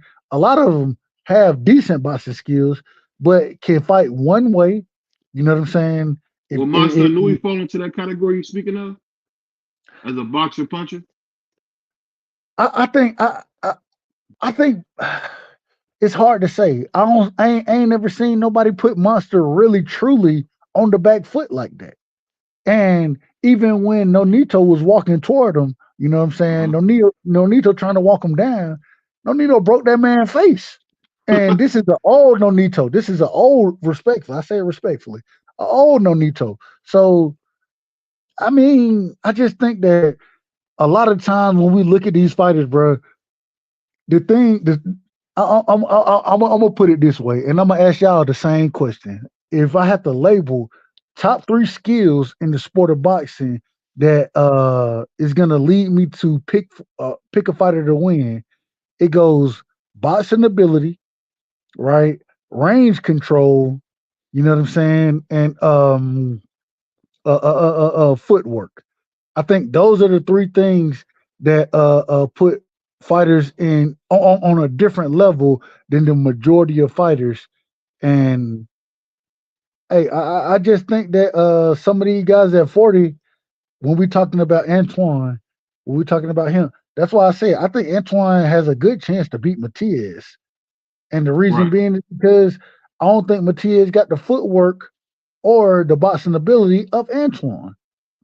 I think he got the power, but and I think Antoine will get clipped a couple times in there, but Antoine putting his head in his chest against Matias, it may be decent for him. I think he's gonna have to use a little more boxing ability, like I said earlier, utilizing his jab, utilizing his footwork, circling away from the power shots, those type of things. But I hadn't seen it consistently from Antoine. So I think it's a 50-50 fight. Whereas with Devin, T.O., Richard Africa, if they get in the ring with Matias, I think they all gonna watch Matias. I think they beat him easier than Antoine would beat him. Well, I'll say this. I'm agreeing with one of the comments. He said, does anyone want to see Hitchens versus Haney or any type of matchups like that with the guys of similar skill and fighting style? Do people just want to see punchers and pure boxers? I'm gonna tell you this. From seeing Hitchens live in the gym, I was in Brooklyn during to see the Macy's Day Parade, and he's a lot different in the gym than what I see. He's horrible to watch on TV. Me and Free covered him, and I believe Free was asleep the first or second round. He was that boring. You remember that, Free? I can't remember. Yeah, I remember. Like I was asleep, knocked out. Like he's boring. But when he was in the gym, you should have seen him. He cussing people out, calling people bees. But you the a problem, hoe, you this and all that. hold on. Real quick, BVO. The thing is I ain't never been in the I ain't never been in the gym with Devin, but I know multiple individuals who done been there, people that I trust, right? And Hmm. one of my little brothers, he was there. He was like, bruh, man, Devin be fucking folks up in the gym. I think what goes on in the gym is what happens in the gym. You know what I'm saying? Whereas when fighters get in the ring, they're gonna be a tad bit more cautious and they're gonna win the fight the way they feel comfortable winning the fight. I think that's Africa. I think that's Devin. That's why I say that I would love to see him fight. The reason I want to see him fight is because somebody got to be first. Somebody got to be first. You know what I'm saying? Yeah. And the individual who gonna be first, one or two things gonna happen. Either you gonna have success or you gonna get fucked up with counter punches. The reason I tell you that T.O. loses to both of them is because To Hitchens? yeah, T.O. loses to Africa as Whoa. well. I know, BV. I know you gonna cuss me out about it. Cuss me out after I say this. Cuss me out after I say this. The reason I say it is because anytime, and you've heard me say this multiple times. When T.O. got to be first, he struggles. When T.O. can sit back and counterpunch, that's where he has great success. The reason he beat the shit out of Josh Taylor is because he sat back and did what he's very comfortable doing, counterpunching. He fought off the back foot very beautifully. And I think that's a skill that a lot of individuals. Josh Taylor ain't gonna fight you off the back foot. Josh Taylor can't do that. T.O. can. The problem is that, and I think Tia will adjust to this. I think he will adjust as far as understanding when he has to be first, and there's a difference when you have to be first and continue to fight versus being first and then forcing somebody to come fight you, even though you were first in that fight. You know what I'm saying? Hmm. And I think Tio, he's gonna. I think there will become a time where he will master that. As far as I'm gonna be first, but I'm being first to make you fight me. You know what I mean? And so if he does that, if he masters that, bro, it's gonna be hard to beat Tio. It's gonna be hard than a motherfucker to beat him because that man is a great back-footed counterpuncher. And one of the things, Ryan Garcia, if you put Ryan Garcia on the back foot, that It's man over can't with. fight. He can't fight. He can't fight. If you put Lomachenko on the back foot, he can't fight. It's certain dudes. It's the majority of fighters. If you put Isaac Pitbull Cruz on the back foot, that man has no chance to win the fight. No chance. It's certain dudes that you realize that fighting off the back foot is an art, and if you can do it, it's special. And I think that Tio has it. I think Devin has it. I think Africa has it. But I can't say everybody has it. I don't think Antoine Russell has it right now. I think Boots has it. I think Boots understands how to fight off the back foot to be effective. It's when, but he got to understand the same way I say Tio got to understand. I got to go in there. I'm gonna have to be first now. I got to be first. But at the same time, just because you first, don't mean you got to be first and last. I can be first, and then I can force you to fight my style because I am first. If that makes sense. And so I think it all goes into styles, but there's only a few individuals in the sport of boxing right now that I see that truly have that style. And the individuals that I'm naming, these are the people I think have that style. I'm gonna say this: if the way I've seen Hitchens struggle early on from the power of Zepeda, it let me know if T.O. touch him, he's going to go into a shell. And I get what you're saying about being first, but I think the thing that we haven't seen and I hope to see more of, we got to see if Tio has some of that same power he showed us at 135 because I haven't really seen it. Have you seen it at all, Doug? I mean, Free? What you think, Free?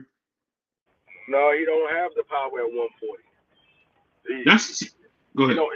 don't have that power at 140. He had that power at 135 because he was the bigger fighter. He don't have that power at 140. Is it just me or he seemed like the smaller man to you on this when he got up to 135? I mean 140, Free. What you think? That's a good point. I haven't seen that power at all. He's definitely the smaller man. I think T.O. is like 5'7", maybe 5'8". But he's definitely the smarter man at 140. A lot of those guys are taller. A lot of those guys are heavier than T.O. is. So he's definitely the smaller man. But now his power didn't translate to 140, at least not as of yet. His power hasn't translated. He remind me of Boo Boo.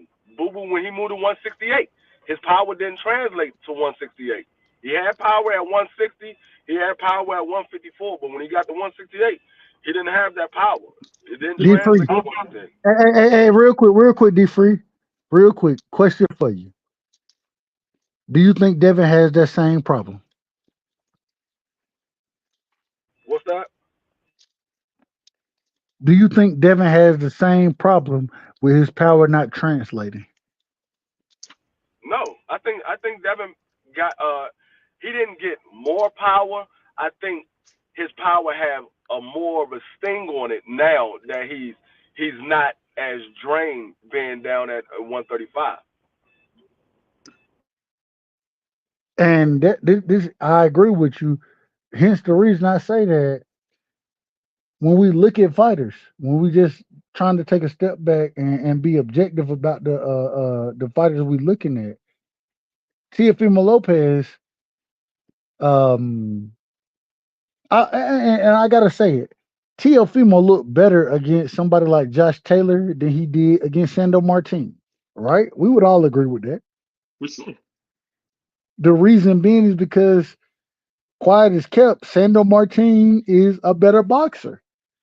The problem is if, and I really don't want to see the fight. I really don't want to see it because I want to see Devin fight the best. I don't think that Sandor Martin is the best in that division. If Devin fights Sandor Martin, he gonna fuck Sandor Martin up. He gonna fuck him up. And the reason being is because he's gonna be able to control distance, range better than what T.O. did. T.O. And this is why when I think the question was asked earlier about Devin having too many trainers in the kitchen, I used the chef and the sous chef analogy.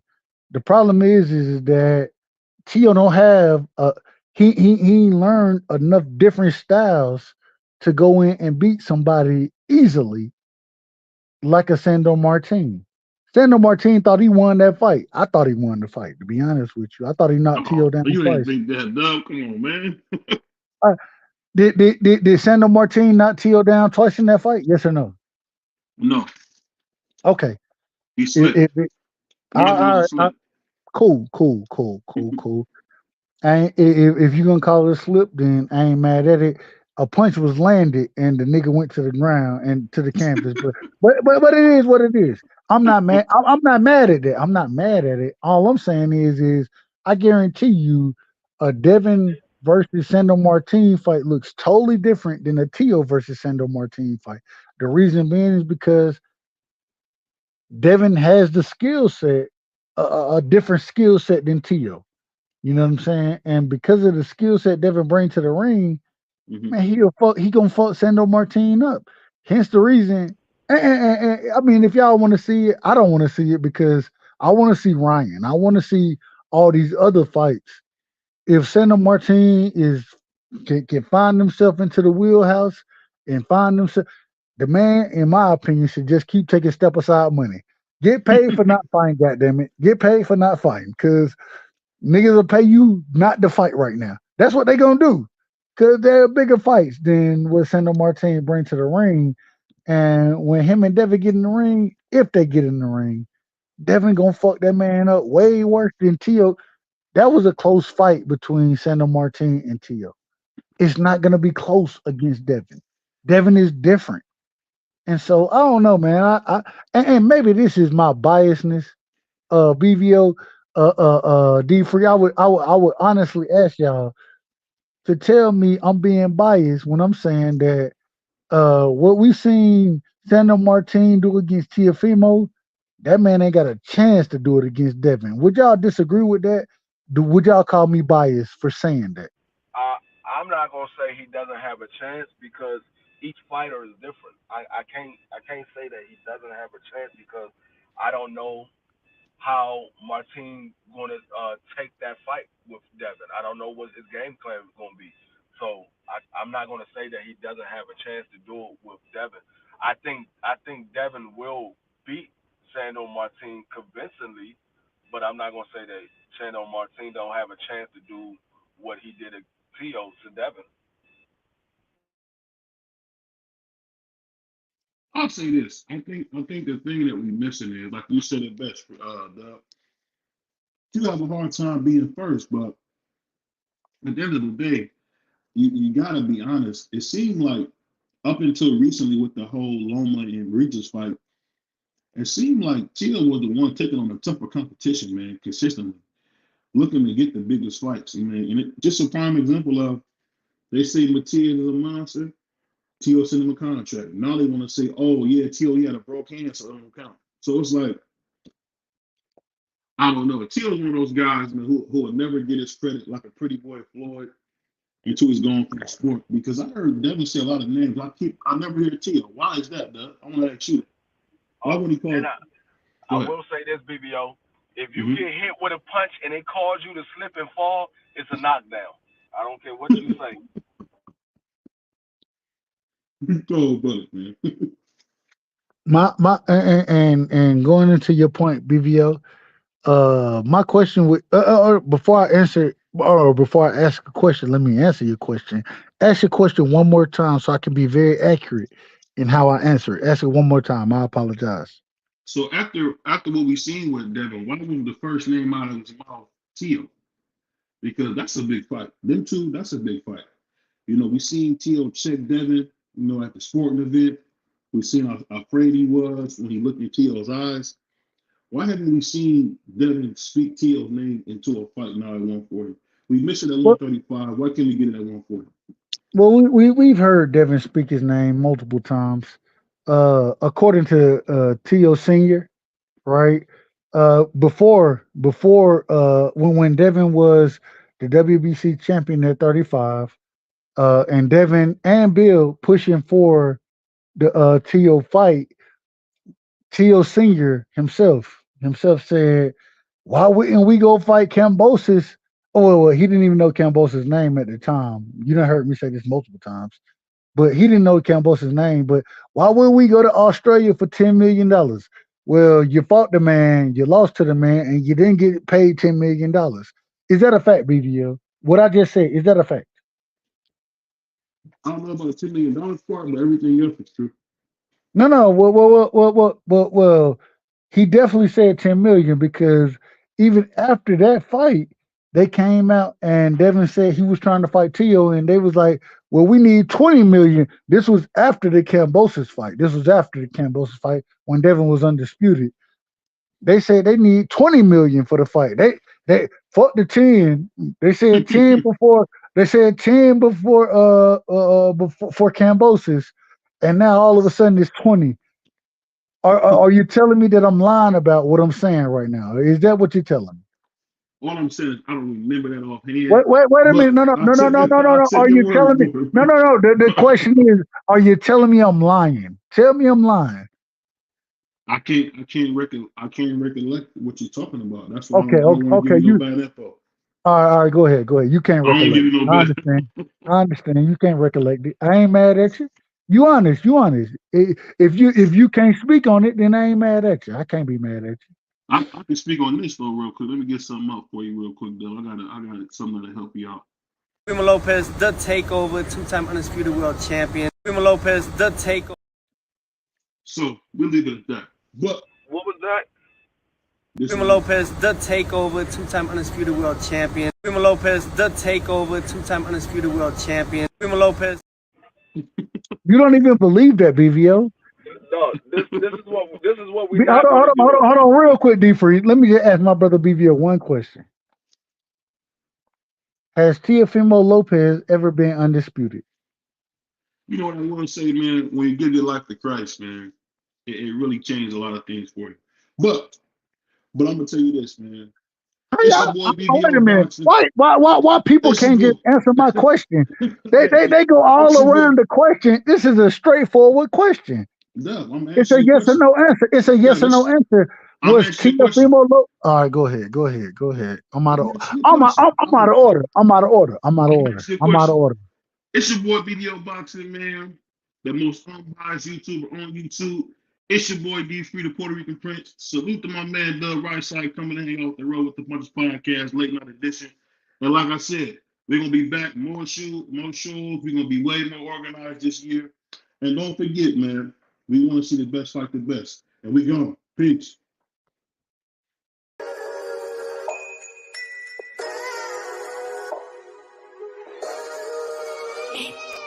Yeah. We really boxing. Who wanted the battest? Let's see. Oh, we boxing? Yeah, we boxing. I need that belt like it ain't no other option. So we punching and weeping and blocking. Defeat ain't an option. Let them know. Shoot a video, put it on BBO. Let them know. Every time I punch, it's a heavy blow. BBO, bound to hit like bricks cause it was set in stone. Let them know. I ain't getting body, but I'ma hit this flow. Yeah, way more than a show. This is BBO. This how it's finna go. I'ma throw some jabs. Make them think my punch is weaker than I hook his ass. This the ring, not the kitchen, but I'ma cook his ass. Me and him, that's the pro versus the rookie class. All my life I had to fight, but I still love it. Me and BBO got moves that you can't steal from us. And these haters be throwing shots, but I don't feel nothing. I ain't gonna lie, shit, they alright, but we a little rougher. Step up for the title and face your rival, this ain't no little tussle. Bet I be no bird, being chicken to get your feathers ruffled. Footwork, I'm dancing around my opponent like the Cupid shuffle. Good work, bodies hit the flow, they can't move a muscle. The upside is we ain't in the streets, shooting and shooting up. Catch me in the ring, sticking, moving and suited up. I know everybody can eat, but I ain't full enough. All you said is smoking some beef, I guess I'm pulling up. Oh, we boxing? Yeah, we boxing. I need that belt like it ain't no other option. So we punching and weeping and blocking. Defeat ain't an option. Let them know. Shoot a video, put it on BBO. Let them know. Every time I punch, it's a heavy blow. BBO, bound to hit like bricks cause it was set in stone. Let them know. I ain't getting body, but I'ma hit this flow. Yeah, way more than a show. This is